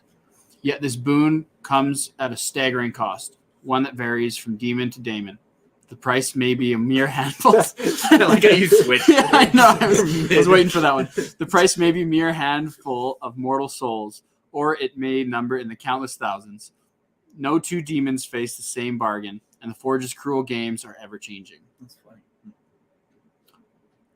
In return for his new body of dark iron and corrupted flesh, the demon must surrender its true name and speak the 3 oaths of the Iron Pact, sealing its soul into the arcane mechanisms of the soul grinder.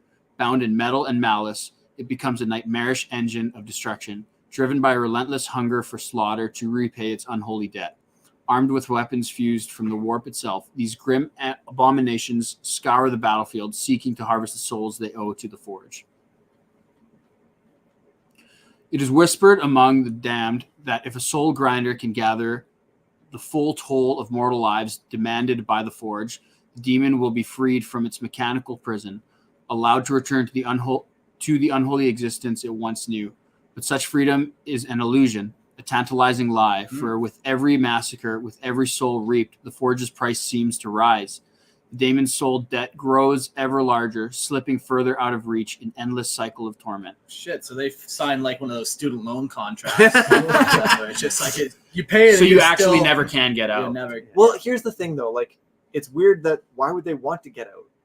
Isn't this what they signed up to do? Because they didn't want to be grass is always greener though. You like you I think get, you think you're gonna they're go demons there. though. They're always suffering. Yeah, and so they're exactly. wherever they go, they're just I hate where I am. I hate who I am. I hate everything. And so they're just gonna go over here and suffer, and then they're gonna go over there and suffer. So yeah, try to wreck this guy's life. Try to go over here, get onto this pack now. Whatever. Yeah.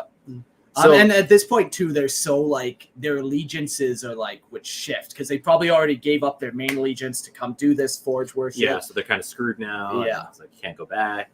yeah, so I think it's just you're probably right. It's like grass is always greener, but it's just an element of I suffer no matter where I am because I'm a demon. Yeah. Maybe I'm the problem the whole time. It's time to start looking inward and asking yourself the big questions. Should the soul grinder be destroyed before it can fulfill its debt, the demon is not released, but instead offered yet another chance at reincarnation, this time at a far more punishing price.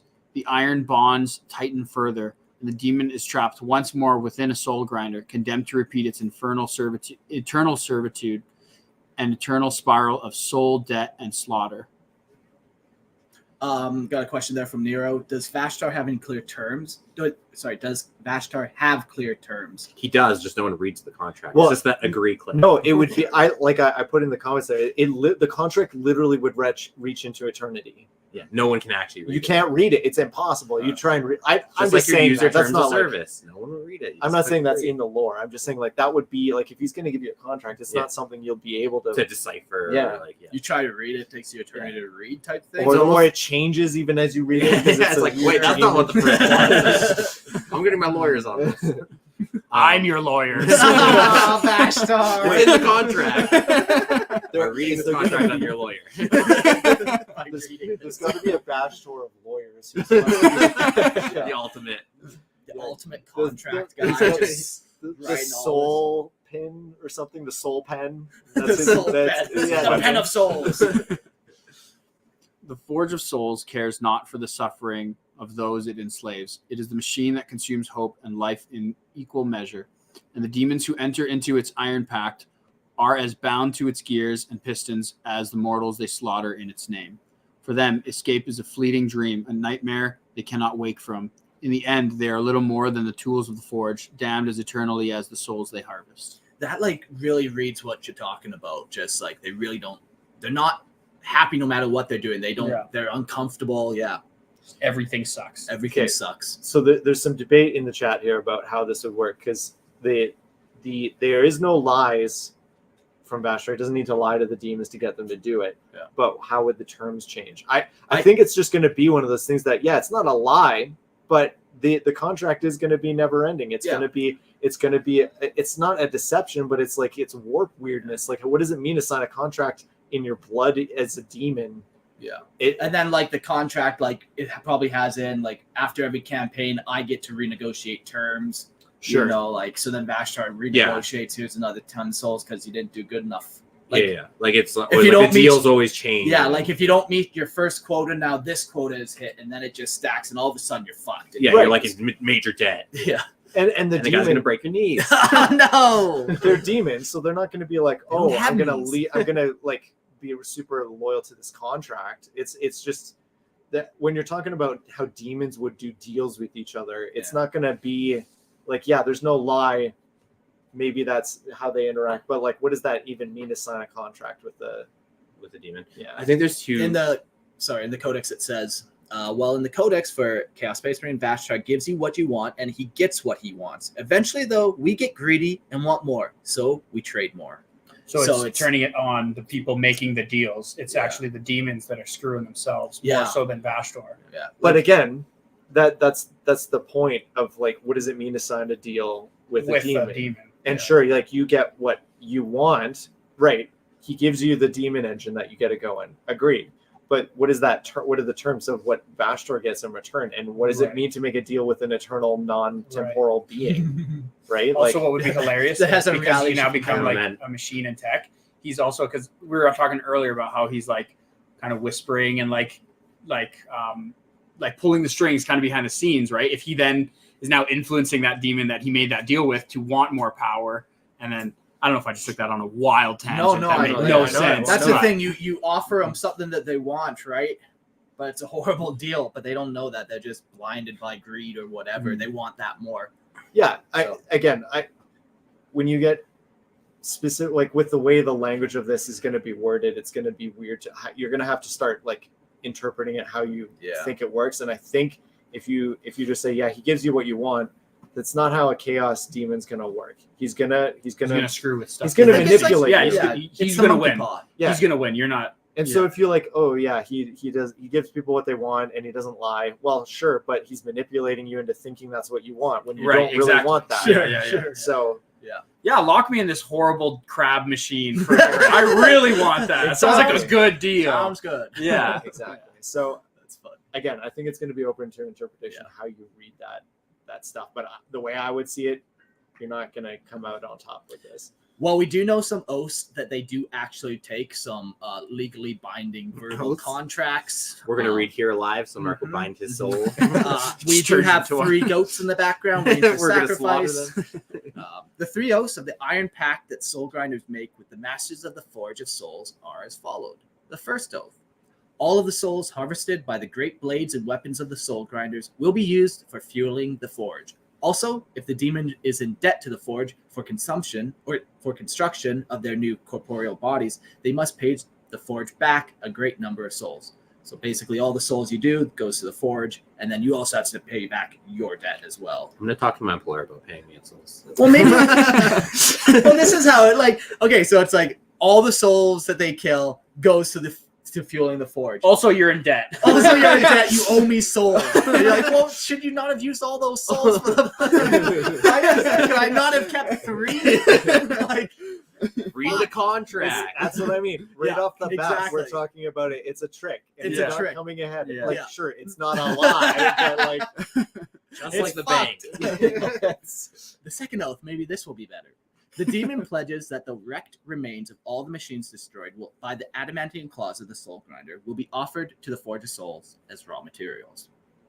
The third and final oath, and perhaps the most significant, is that should one of the Chaos Gods attack the Forge of Souls and try to overrule it, all the soul grinders will fight in its defense, discarding all of their previous loyalties to any of the 4 great powers of chaos. Yeah, so that one is the least controversial, I think, of the 2. If you're a demon, you're like, whatever. Yeah, I don't care. You have no loyalties to anything anyway. You're just a demon. It would be like a weird one to be like a plague Hulk, and then fighting your plague brethren. That one seems the weirdest. Like if Korn does it, who fucking cares? If Slaanesh does it, Change is probably doing it already. Yeah, he's doing it even if you don't know about it. He's doing it. It's fighting itself. But yeah. The Nurgle, because they have like the plague hulks, which are like very different, but they're soul grinders still. I kind of just picture them and then casting away their allegiance, and then like, what would that mean for their plagues inside? Yeah, of what them, would that mean as far as like, because how as a demon for any of them really, what would it mean to stop aligning yourself with that chaos god? Like if you're a Nurgle demon, and are you just stopping spreading diseases then, because that's what Nurgle wants? Yeah, he doesn't like. I know they have their great game where they all fight each other, but it's all meaningless and doesn't really have any effect anyway. So what would it mean? I don't know. This one gets weird a little bit. Like, what did it mean to not have allegiance to your chaos god? Your existence is allegiance to your chaos god. Yeah, you are. Well, maybe that's part of the deal. Is like you're freed from that. So you're no longer a Nurgle-y. But like if you're made of just like malice, so like you're a Korn guy, like you're made to. You only made one thing. You don't have any other option, so you have to just do that one thing. So yeah, how do you give up that core part of yourself you cease to spread disease? Almost, yeah, exactly. Yeah. Or maybe Vashtorr sustains you. Yeah, with ties them to the mechanical thing. Yeah, to exactly. the machine. Yeah, so you're your own free agent, and that's the whole draw. So that's why. That's what I'm saying. You want to, like, if you want real freedom, go get into gambling debts with this guy.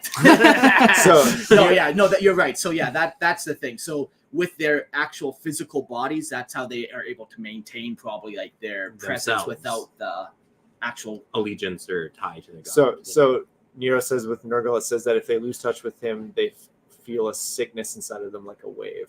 But isn't that just every day for Nurgle?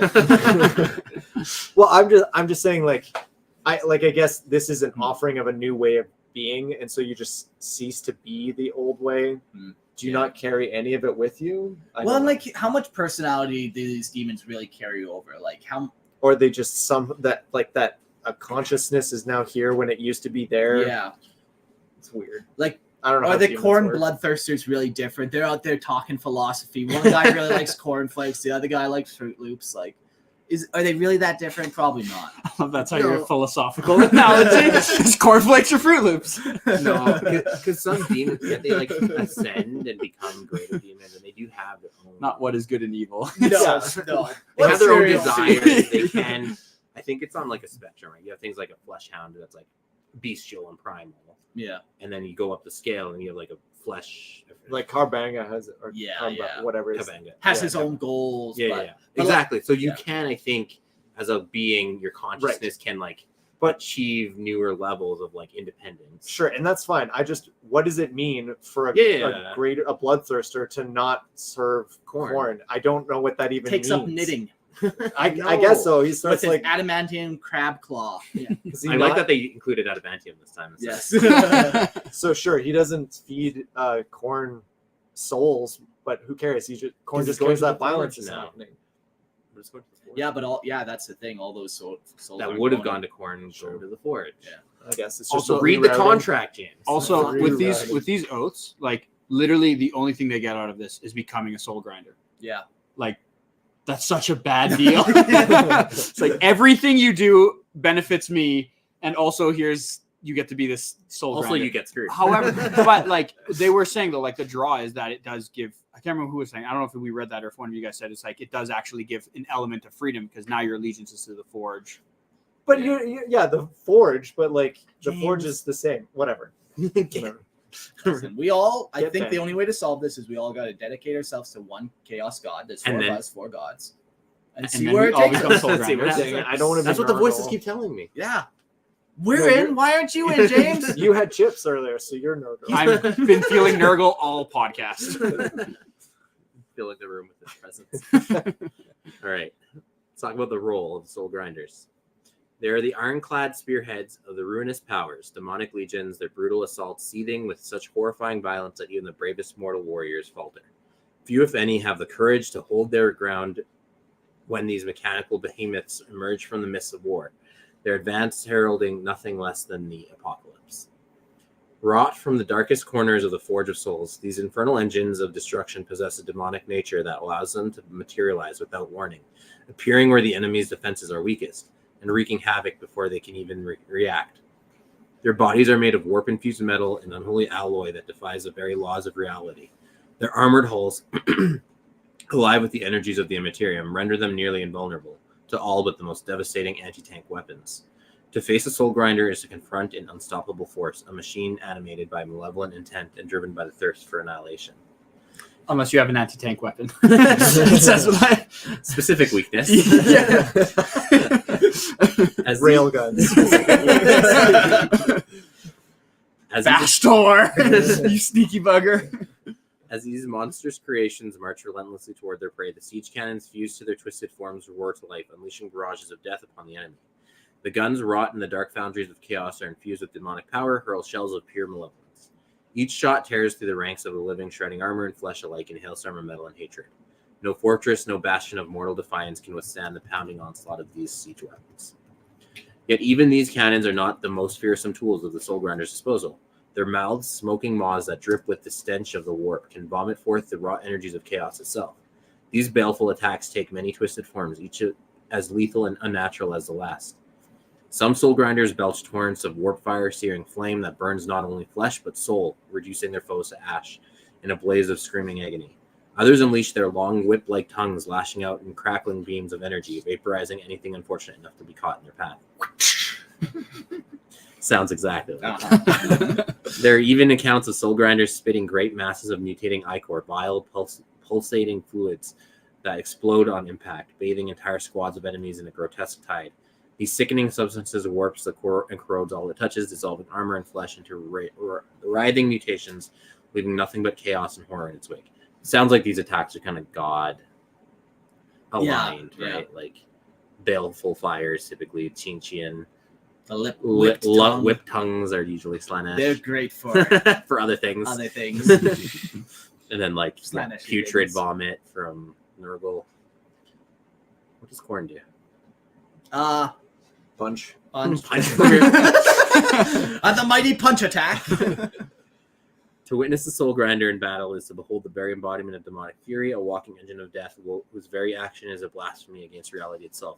His presence on the battlefield is a nightmare made manifest, and its enemies fall in droves. Crushed beneath its titanic limbs or consumed by the warping energies it spews forth, the air fills the stench of burning metal and the screams of the damned. It is a force not of conquest, but of annihilation, a living siege weapon that exists solely to destroy all that stands in its way. So what does it use? What are its armaments?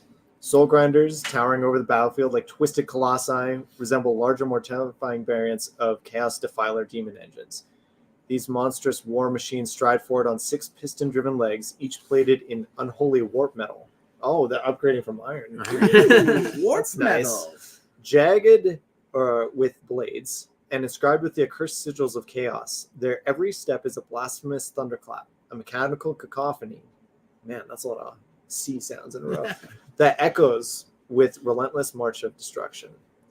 Atop this grotesque chassis sits the demon itself. It's a hulking form that fused to infernal machine. Its head crowned with horns and leering with demonic malice. Towers above most other creatures of the warp, while its muscular arms bristle with murderous intent. These abominations of metal and malevolence embody the fusion of demon and machine, a symbiosis of flesh and iron forged in the darkest depths of the forge of souls, or warp metal. Well, you need iron and soul. That makes warp metal. Ah, that's the combo. Warped tin sheets. Do you know the ratio of soul to I do not. warp? That's the key that only Vashtorr holds. The soul grinder's right hand often brandishes a colossal iron claw, a piston-driven weapon capable of rending tanks apart and crushing infantry like insects. In its left arm, a ranged weapon known as the Harvester Cannon spews destruction across the battlefield, shredding entire ranks of foes with demonic precision. However, there are ranks of soul grinders that forsake long-range weaponry, instead wielding dual iron claws for maximum carnage in close combat. Each swing capable of splitting armored vehicles in half and reducing fortifications to rubble. So, of course, a lot of this is driven by the model itself in the tabletop. Yeah, I just wish, like, the description, it's one of those, like, dissonances between the description of what something is and, like, what the limitations of the tabletop offer. Yeah. It'd be really cool if it was something more like an obliterator, where you could, like, really go to town with modifications and changing it. And, like, yeah, like, there's no all-ranged variant of this. And, like, the weapon, it looks like the weapon groups it can carry are actually pretty limited to what's in the codex. And obviously, like, this might also change if there is an update to it. Definitely would be something I assume they'll redo it quite in a different way. Cool. Yeah, because like any model that doesn't have a base is going to be something that either is not going to stay very long or they're going to update. So, and since they haven't got rid of it and it's so old, I'm assuming they're going to do an update for it. Yeah. So, and based on, I assume the model will look pretty cool. It's always been popular too. Like even when we went to that tournament a couple weekends ago, I was rocking 4 of them. That's wild. Like, yeah. No, they're like, so yeah, they would probably sell. They deserve a remake. More terrifying still is the Maw Cannon, a natural weapon that all soul grinders possess. This gaping maw, alive with baleful warp energies, can spew forth the searing flames of the baleful torrent, or unleash roiling masses of mutating phlegm in a phlegm bombardment. Favorite sentence. A grotesque barrage that annihilates entire squads of enemies in a single oozing blast. Those caught within this dulge are not merely destroyed, they are twisted, warped, and corrupted, their forms contorting in an agony as they are consumed by the warp's raw malice. Among the ranks of these monstrous creations, some soul grinders display even more bizarre and lethal variations. Certain demons, especially those aligned with the bloodthirsty corn, which is that just like their origin would be their alignment, replace their iron claws with a warp sword, a shifting eldritch blade forged from pure warp energy, a living weapon of hatred that cuts through reality itself. The warp sword's edge is ever-changing, imbued with the demon's seething rage, able to slice through even the most resilient of defenses with effortless precision. Additionally, soul grinders possess a terrifying ocular weapon known as the warp gaze. From their hollow, soulless eyes, they unleash bolts of raw warp energy, scorching through armor, flesh, and soul alike. Those cut in its gaze meet an agonizing death, their essence torn apart by the seething energies of the warp, leaving behind only ash and ruin. While these, well, that might be better. If it destroys your soul, at least it doesn't get sucked into the forge. I'll take that one. Give me the soul. Yeah, win for the Imperium. Hey, you gotta cut your losses, okay? Either get sent to the forge or get obliterated. What would you choose? Yeah, okay. While these infernal machines are bound to the Forge of Souls, they can also pledge their horrific allegiance to one of the 4 major chaos gods. Whether such a pact enhances their already formidable arsenal or grants them further malevolent abilities remain a mystery even to the most learned inquisitors. But what is known is that their loyalty to chaos is unwavering, for the thirst for destruction is insatiable. So they can't, like, so you have like a sub loyalty almost, like you're like, I'm working for Vashtor, but like if you want to slip me some extra soul cash, some soul cash, I'll get this cool new sword. But I don't know why would a chaos god give them that? Because they can. Okay, he's the arms dealer, so he can give these engines. He lends them out to all the different gods. They only turn on them if that god gets too big for his britches and attacks as a soul. Right. So other than that, he's giving these out to like. Yeah, Korn wants a bunch of these. Cool. Yeah, so then Korn would have his favorite one, perhaps. Yeah, and he's going to give them some boons. Yeah, that makes sense. That makes sense. You get a boon. Everyone. Each soul grinder that takes to the battlefield is not merely a weapon, it is the embodiment of demonic wrath, a living siege engine whose only purpose is to annihilate all that stands in its path. Whether unleashing torrents of warp fire, smashing tanks with iron claws, or slicing through enemies with a warp sword, the Soul Grinder is a relentless force of destruction, a fusion of metal and malevolence that defies all who's opposed the Ruinous Powers. Jack says he's the arms dealer. He must know the Gene Stealer as well. I am the Gene Stealer Jim. So. 2 episodes in a row, he's made a Gene Stealer joke, so that's good. Get out of here. So yeah, that's Vashtar, the Forge of Souls, Soul Grinders, Demon Engines.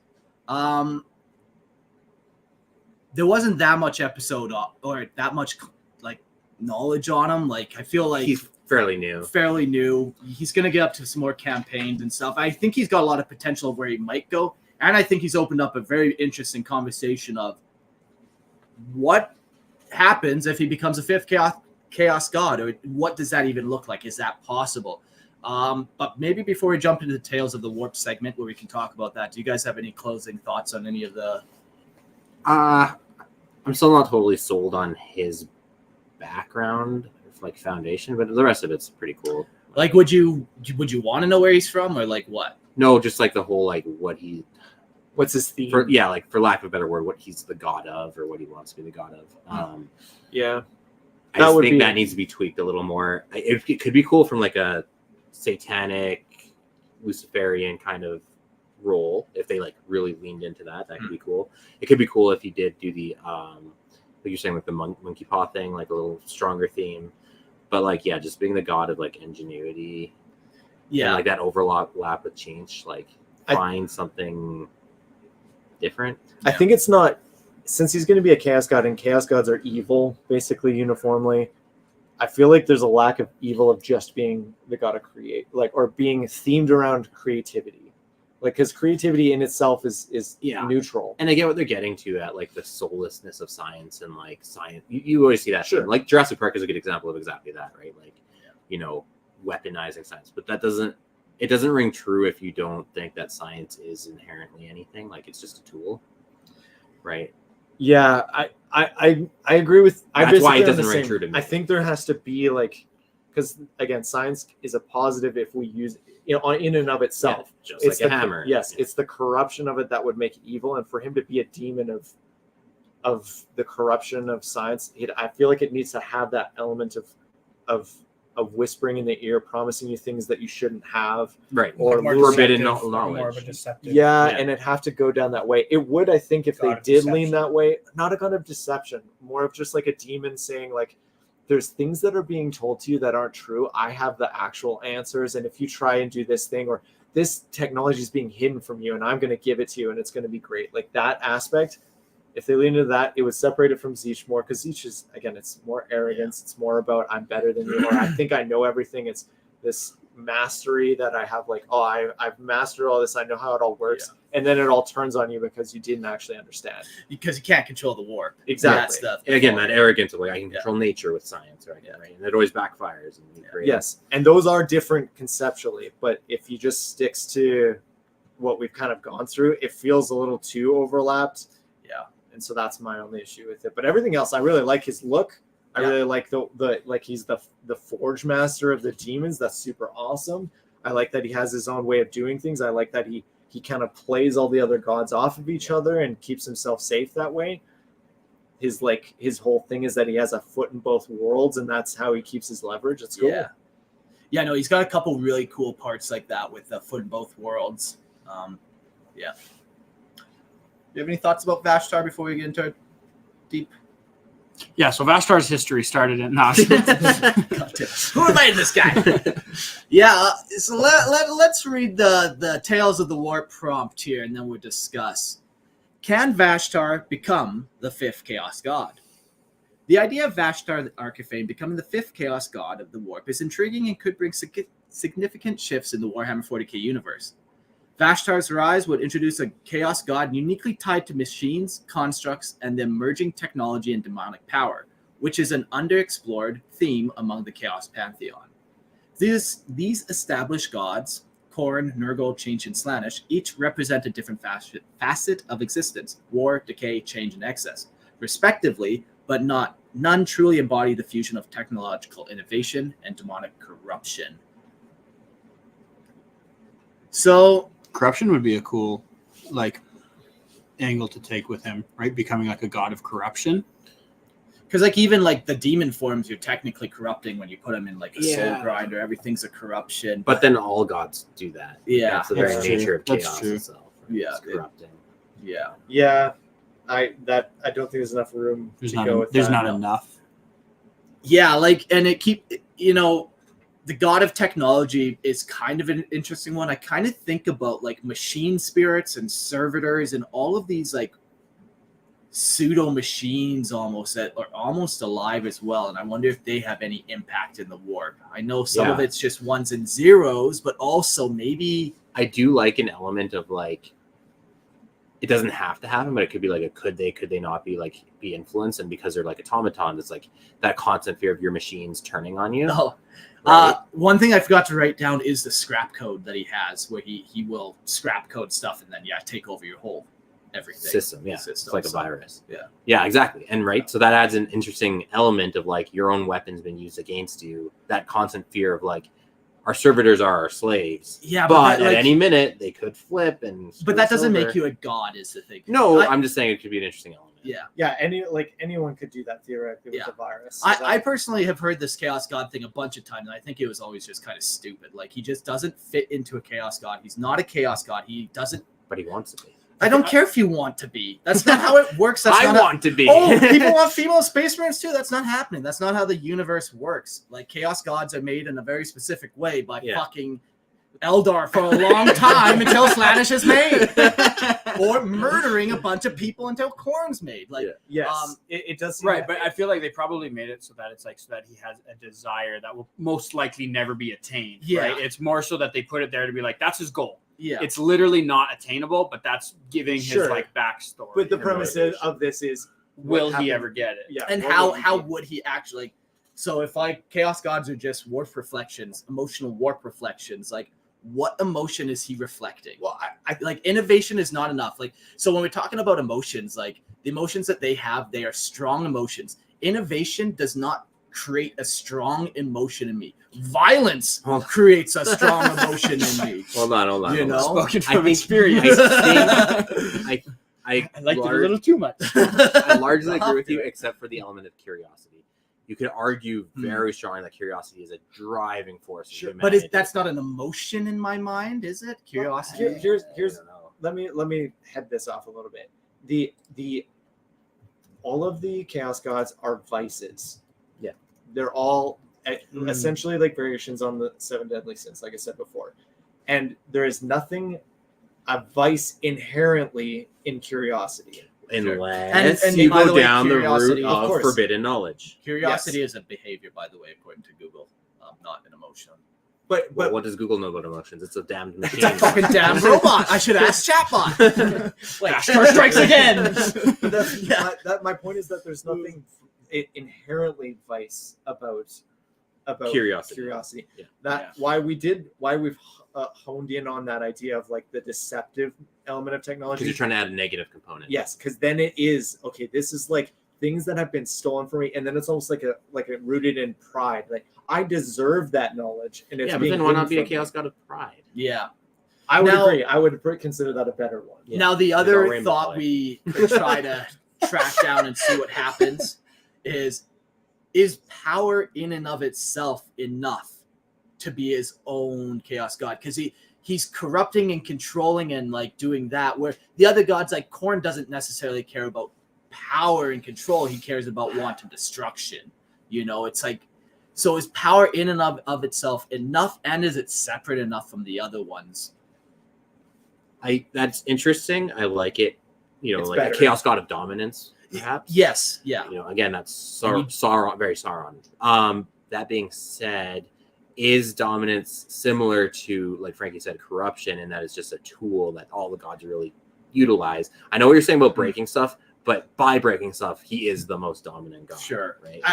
I would agree. The idea of like control, dominance, like industrialization, and just controlling nature, the Sir controlling. Francis Bacon rape of nature concept, where everything is a tool. There is nothing inherently beautiful anywhere. I take all of this and I convert it into instruments of my will. Yeah. That mentality could be better, but it still feels like that's just what all the chaos gods do inherently. Yeah. Like, yeah, I'm The great Khorne. game is all about power. Exactly. I'm Khorne.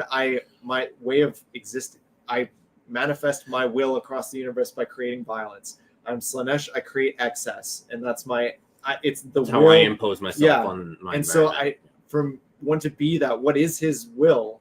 It's just to, to be will. yeah. Right. It feels weird, and it doesn't feel thought out enough. Yeah. So I don't know what he would be as a chaos god. It doesn't make sense. It's almost like, I think it's just like in universe, he's like, I want to be the 5th chaos god, but like that's not a possibility. That won't ever actually happen. He thinks it can happen, but like that's He's wrong. Yeah, I like He's that wrong. kind of that take a little more. Yeah, it feels like it's an unattainable goal that he's like after, but like Yeah, like and this- maybe even like the chaos gods even know like not gonna happen, dude. Like yeah, like this is very much an in-universe opinion in my mind, as opposed to like the meta view that we would have of it, where we're like, yes, this is his projected path. Yeah. 5 more years, he will be a chaos god. It's like, no. This guy just thinks he thinks he is. He He thinks thinks he he will. will. Yeah. Sure. And I think that's the only way to really justify. And it, 'cause I actually like that. It's Yeah. cool because Yeah. it gives him like an unattainable goal to continue dealing arms to all the we gods. even like hear about the emperor trying to become a chaos god. It's like, that's not how it works. That's not how it works.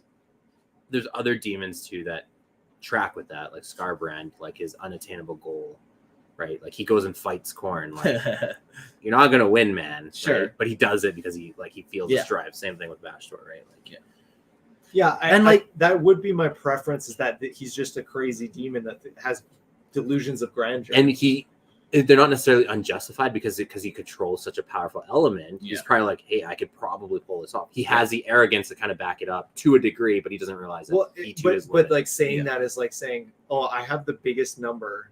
I'm the closest to infinity.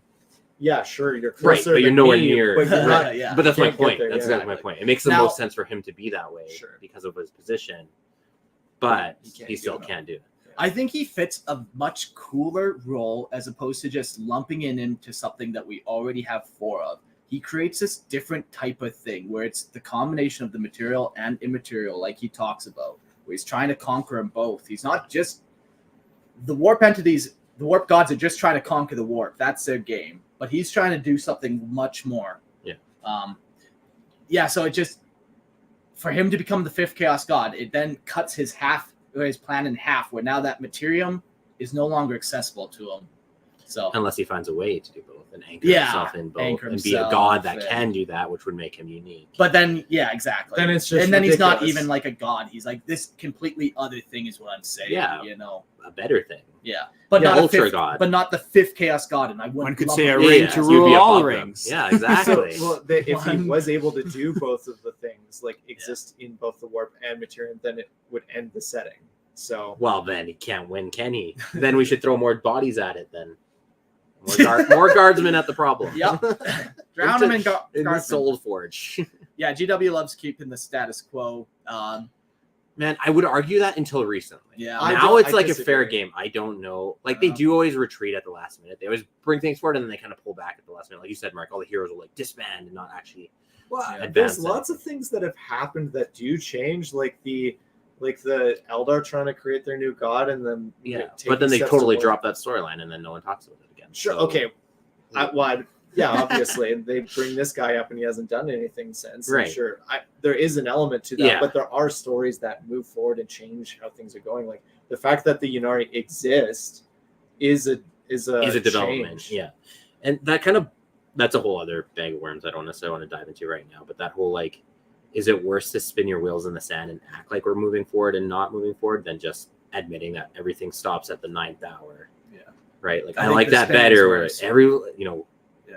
Take it to the tabletop and decide for yourselves, kind of thing. How it used to be, right before the last The Black dark Crusade. times. Yes. Sure, I guess it's open to interpretation. Like, do you want to just Yeah, that'll totally derail us on the conversation. But someone in the chat just corrected us. 6th Chaos God Oh, because it's he's counting Malice. Malal, Yeah. who I Yeah, like. that's a deep I like take. that concept. I like Yeah. the concept of Malal. Yeah. Like that's that a fun works. concept. Yeah, chaos against itself. Yeah, chaos for chaos sake, essentially. Yeah. A Joker True god. chaos. Oh, that's cool. It would be. And that's like in the works. No, it used to be canon, then it got kind of decanonized like a long time ago, like probably around 3rd edition, I want to say. Maybe earlier. the next chat. We don't talk about Malal. Yeah. And then Malal was copywritten, so then they changed it to Malice, and then it kind of just faded, and Yeah, or so, vice like, versa. I whether or forget not- which one. It's more like headcanon whether or not he exists. Like there's a chapter that's dedicated to him that is Yeah. canon, so it's like I think it's more headcanon whether you think he's a chaos god. yeah, Like, you might or just a not- greater he demon. definitely exists. There are sons of Malice Marines out there in the Yeah. universe. He definitely exists, but Is he a chaos god or is he just like very powerful. another demon? Yeah. someone also just said 7th Emperor Chaos God. Okay. Stop it! That is Oh yeah, but the heresy. Tau, 4-armed god that they created. I remember that. So 8th. Yeah. There's a lot of Alright, chaos we need to gods. stop that- adding Chaos Gods here. That's what I'm saying. They do. Yeah, Okay. the 4 do cover a lot of. I think this is to get back to Vashtorr. The 4 do cover a lot of the 7 Oh yeah. deadly sins. Like I said, you can kind of fit them all in there, and I think to start shoehorning in like random concepts, Yeah. there's a reason why, like as cultures, we kind of narrow down to these things, and they've Yeah. lasted so long, and it's because these concepts kind of cover everything. If you did, because like for example, you said a chaos god of pride Yeah. could be what he is. But Zeech is the chaos god of pride. Sure. Because he thinks he knows everything. Or Slanish is too. Slanish is a little bit more like lust and greed put in. No, I put think in there's there. pride in there too. Yeah. Maybe. Pride in your Arrogance accomplishments, or like arrogance, even yeah. Sure, pride. Like sure. That's There's what led an- to the downfall of the Legion. There's They an thought they element were of the that best. too. Yeah. There's obviously that's why I said they're kind of smashed together and Yeah. But like they cover all of the concept on their own. Yeah. I Yeah, don't think like that like there's you're a saying, need like for cultures more. kind of came together now. Like the 4 horsemen of the apocalypse and like Christian mythos. Like I know there's like pestilence and like war. What are the other ones? Conquest. I don't remember. Them all. So there's not like an excess one and then like No, a there's change type or like No. similar. No, okay. 2 nailed it. But that's But not no, so the much. point is though Death. that like there are Death these is the other one. concepts Yes. and themes that are pretty central, and to Death. just like Yeah. bring up new ones that are kind of like Vashtor doesn't fit in there. I like what he is, and he's a good character as he is. Mhm. He should never ascend. I agree. Yeah, because he ascends and it just is like, okay, what Game breaking. what have you just created here? Like what rules have we just made that people can ascend now to chaos gods? What have we done? What have we done? Yeah, what have you done? What have we wrought? Any other thoughts on Vashtar? Yeah, okay.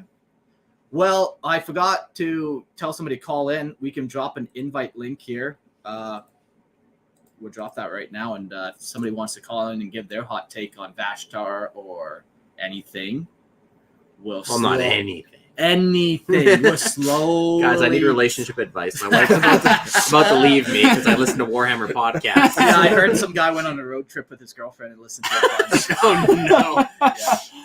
Yeah, he's single now. He's single. Let's just go through our end notes here while we wait for someone. Lorehammer listener lore. Oh yeah, and things. Okay, I'll take that away. Lorehammer listener lore. I haven't done one in a while, but when I get back to Panama, I'll be recording a lot more. It's just in Canada, time's weird. But we almost have 200 episode out on Lorehammer listener lore. Come check it out. Gerald's a great guy to help read with me. So yeah, that's always fun. Yeah, if you like what I do, come check us out at Star Wars, at the Star Wars podcast. Listen to me, listen to Jordan, talk about Star Wars stuff.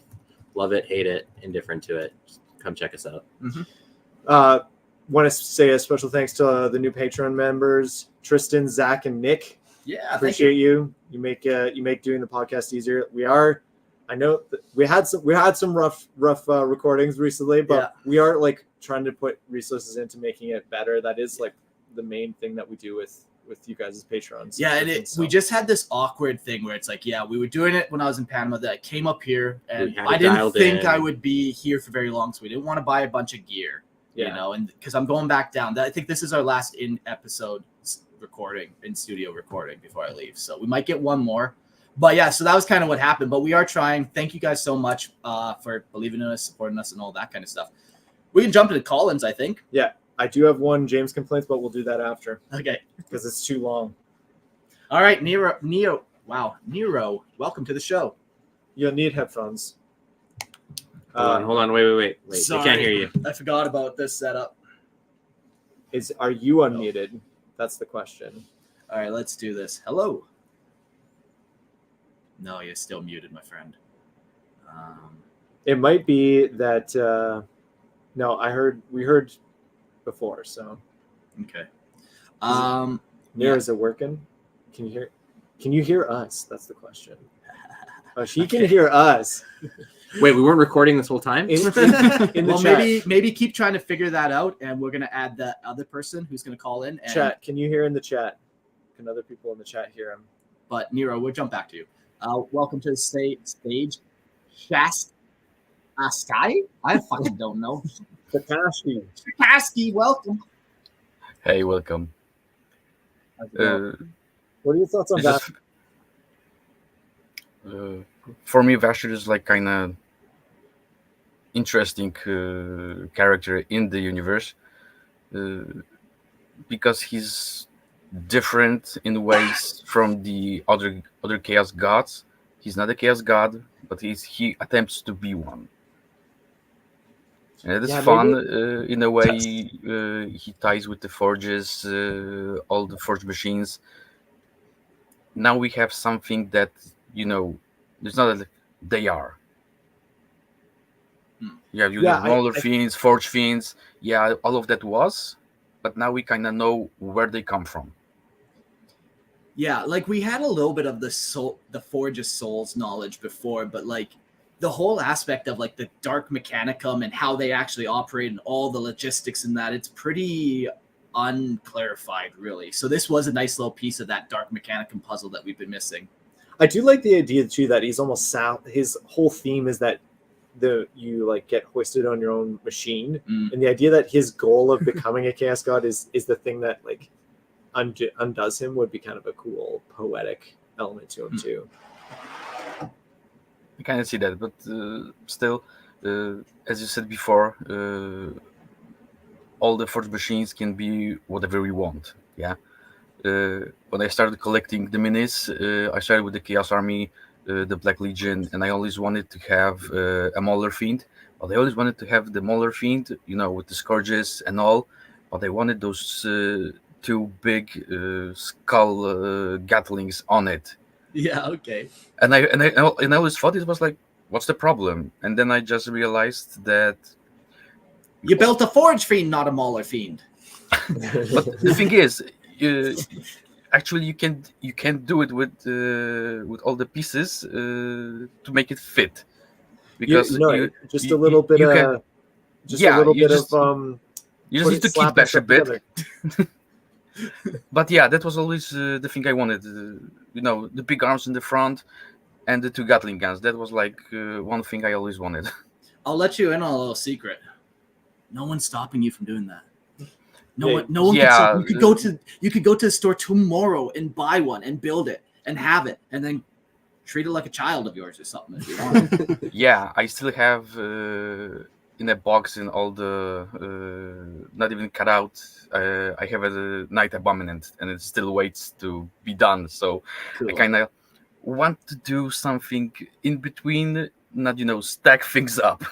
Yeah, like just imagine the cool demon engine army you could do, like if you didn't worry about tabletop rules, but you're just doing conversions and cool stuff like that. Yeah, just for myself. Like I haven't played any game. I just get the minis I want because I think they're fun and cool, and just building, like kind of a display, and that's cool. What I do. Cool. Do you have like a Instagram or anything we can check that out to see what you're Not really. I'm just doing like it's for myself, but I do. So I'll take your personal address, and that's fine too. Home address, whatever. Whatever I do, I kind of post it on the Discord. In the work in progress, I just share it in then. My latest one I did the Lion. I finished it. Nice. I'm really, really happy about it. It was kind of, problematic in ways because it's a really nice mini. It's a great character, and I didn't want to, destroy it in a way. So I was like, kind of. You got to do a good enough job for him. Yeah, if my skill is enough for me to be happy with the outcome. And if you fuck up, just take him off the base, put him on a soul grinder base, corpse him, body token. Or you can just throw it in the grinder. Or in the grinder. Puree that motherfucker. Yeah. Cool. Thanks, Shikashi? Yeah. Where are you from, by the way? Like you got Poland. Poland, nice. Okay, cool. Okay. So cool. Yeah, at my here is like 5:42 a.m. The commitment to the hammer. Yeah. He's dedicated. Well, thanks for joining us. I have a day off tomorrow, so like I hope so. If you were working tomorrow, this is the moment I can kind of go in and talk to you guys. So yeah, love it. Cool, dude. Thanks for joining us. No problem. Thanks. I think Nero got his sound working. Hello. Hey, what's happening, guys? How y'all doing? Good. You have those lovely LEDs in the background. Yeah, appreciate it. Yeah, what did they say? Long-time listener, first-time caller? The other bonus is Christian doesn't have headphones, so you can say whatever you want about it. Oh, cool. Yeah. I love how he's been reacting, though. He smiles whenever we smile. And I just want to feel included. It's like he feels like he knows what's going on. But yeah, he's not even special enough to get a name tag. No, I'm the Mr. of Battle, and he's just here. Yeah. It's his last episode, every episode, right? That's right. This is the real last episode, though.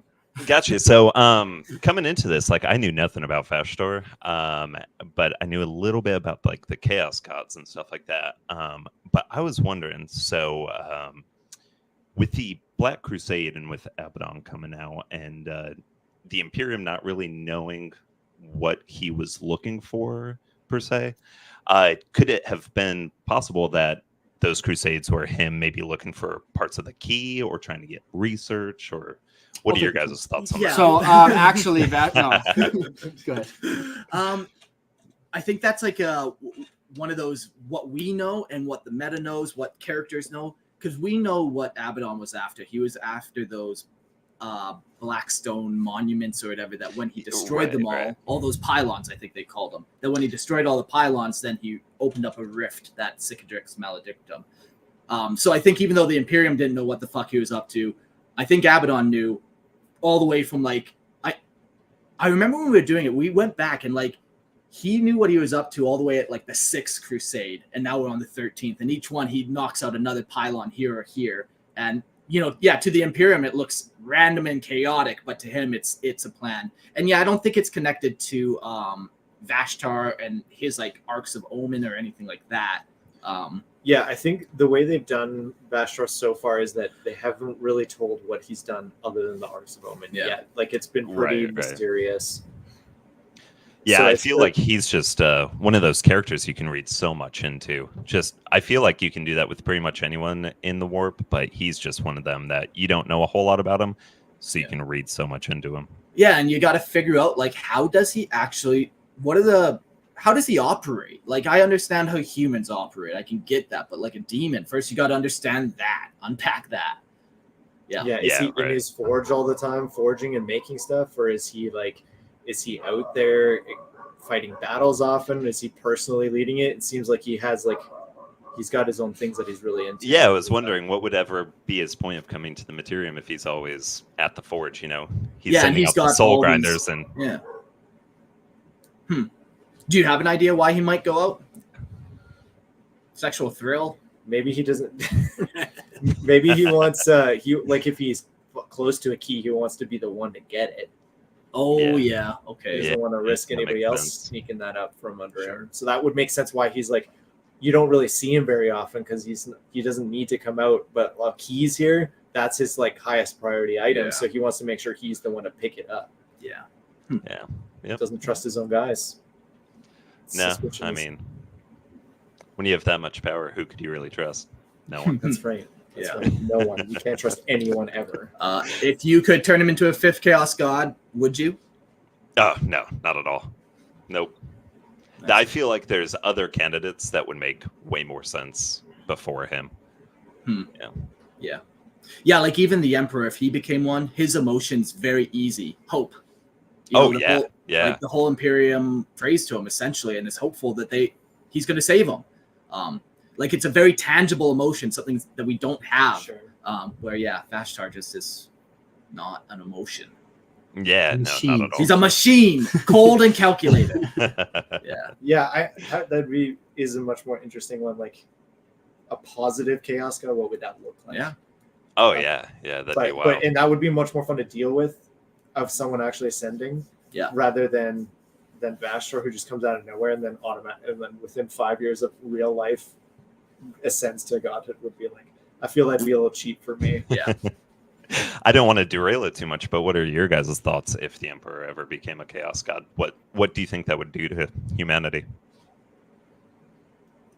Honestly, I think you could do it so it doesn't change too much about the setting. That's one that because he's already kind of far away, not doing anything. You can't access him. And he is acting in like psychically throughout the galaxy already and manifesting his will in different ways, talking to different people. So like you could do it with him ascending to godhood without it changing basically anything about how things are done. Yeah. In my mind, it becomes this weird thing almost like I just always think about how the 4 Chaos Gods were made. So it's like the combinations of an emotion. So when everyone's hoping and praying that the Emperor saves us, they're creating that emotion. And then that emotion eventually creates this Emperor Warp God. But is that actually the Emperor? Or did we just create the Emperor Warp God hope emotion thing? And the Emperor is still on his throne doing his thing even. Sure. Like, I just don't think that's how Chaos Gods work. I don't think that's the channel of how it works. I like that much better. We create the Hope God. You create the Hope God, but like it's not actually the Emperor. And it takes the shape of the Emperor because that's what you're projecting. Mm-hmm. Close call, because we were actually talking about soul grinders. So. You can't even. Idiot.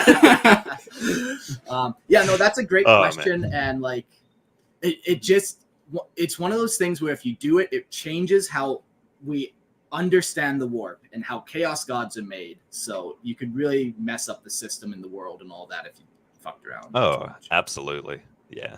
Grimanda says, is the Hope God Grimdark, though, it still would be, because it'd be the exact same thing that we have right now. Yeah, like I always look at the Tau and like what's grimdark about them. It's that they're hopeful when they shouldn't be. You live in the worst fucking universe. You're gonna be battling for the rest of your life, and they're just doing it with a smile on their face, and that day after day, and that's all you can do. And they never get anywhere. And you never get anywhere. Yeah. Everyone's gonna die to Tyranids eventually, anyway. So yeah. Maybe not if we have the hope. Okay. Yeah, right. You're in a cult. Well, thank you for calling in. That was a good question. Yeah, it was a pleasure. Yeah, thank you guys very much. Do it again. All right. Well, that was an episode of Lorehammer. I still do have my complaint. Oh my goodness. This is a biggie, so strap yourselves in, okay? Are you Strap ready? in.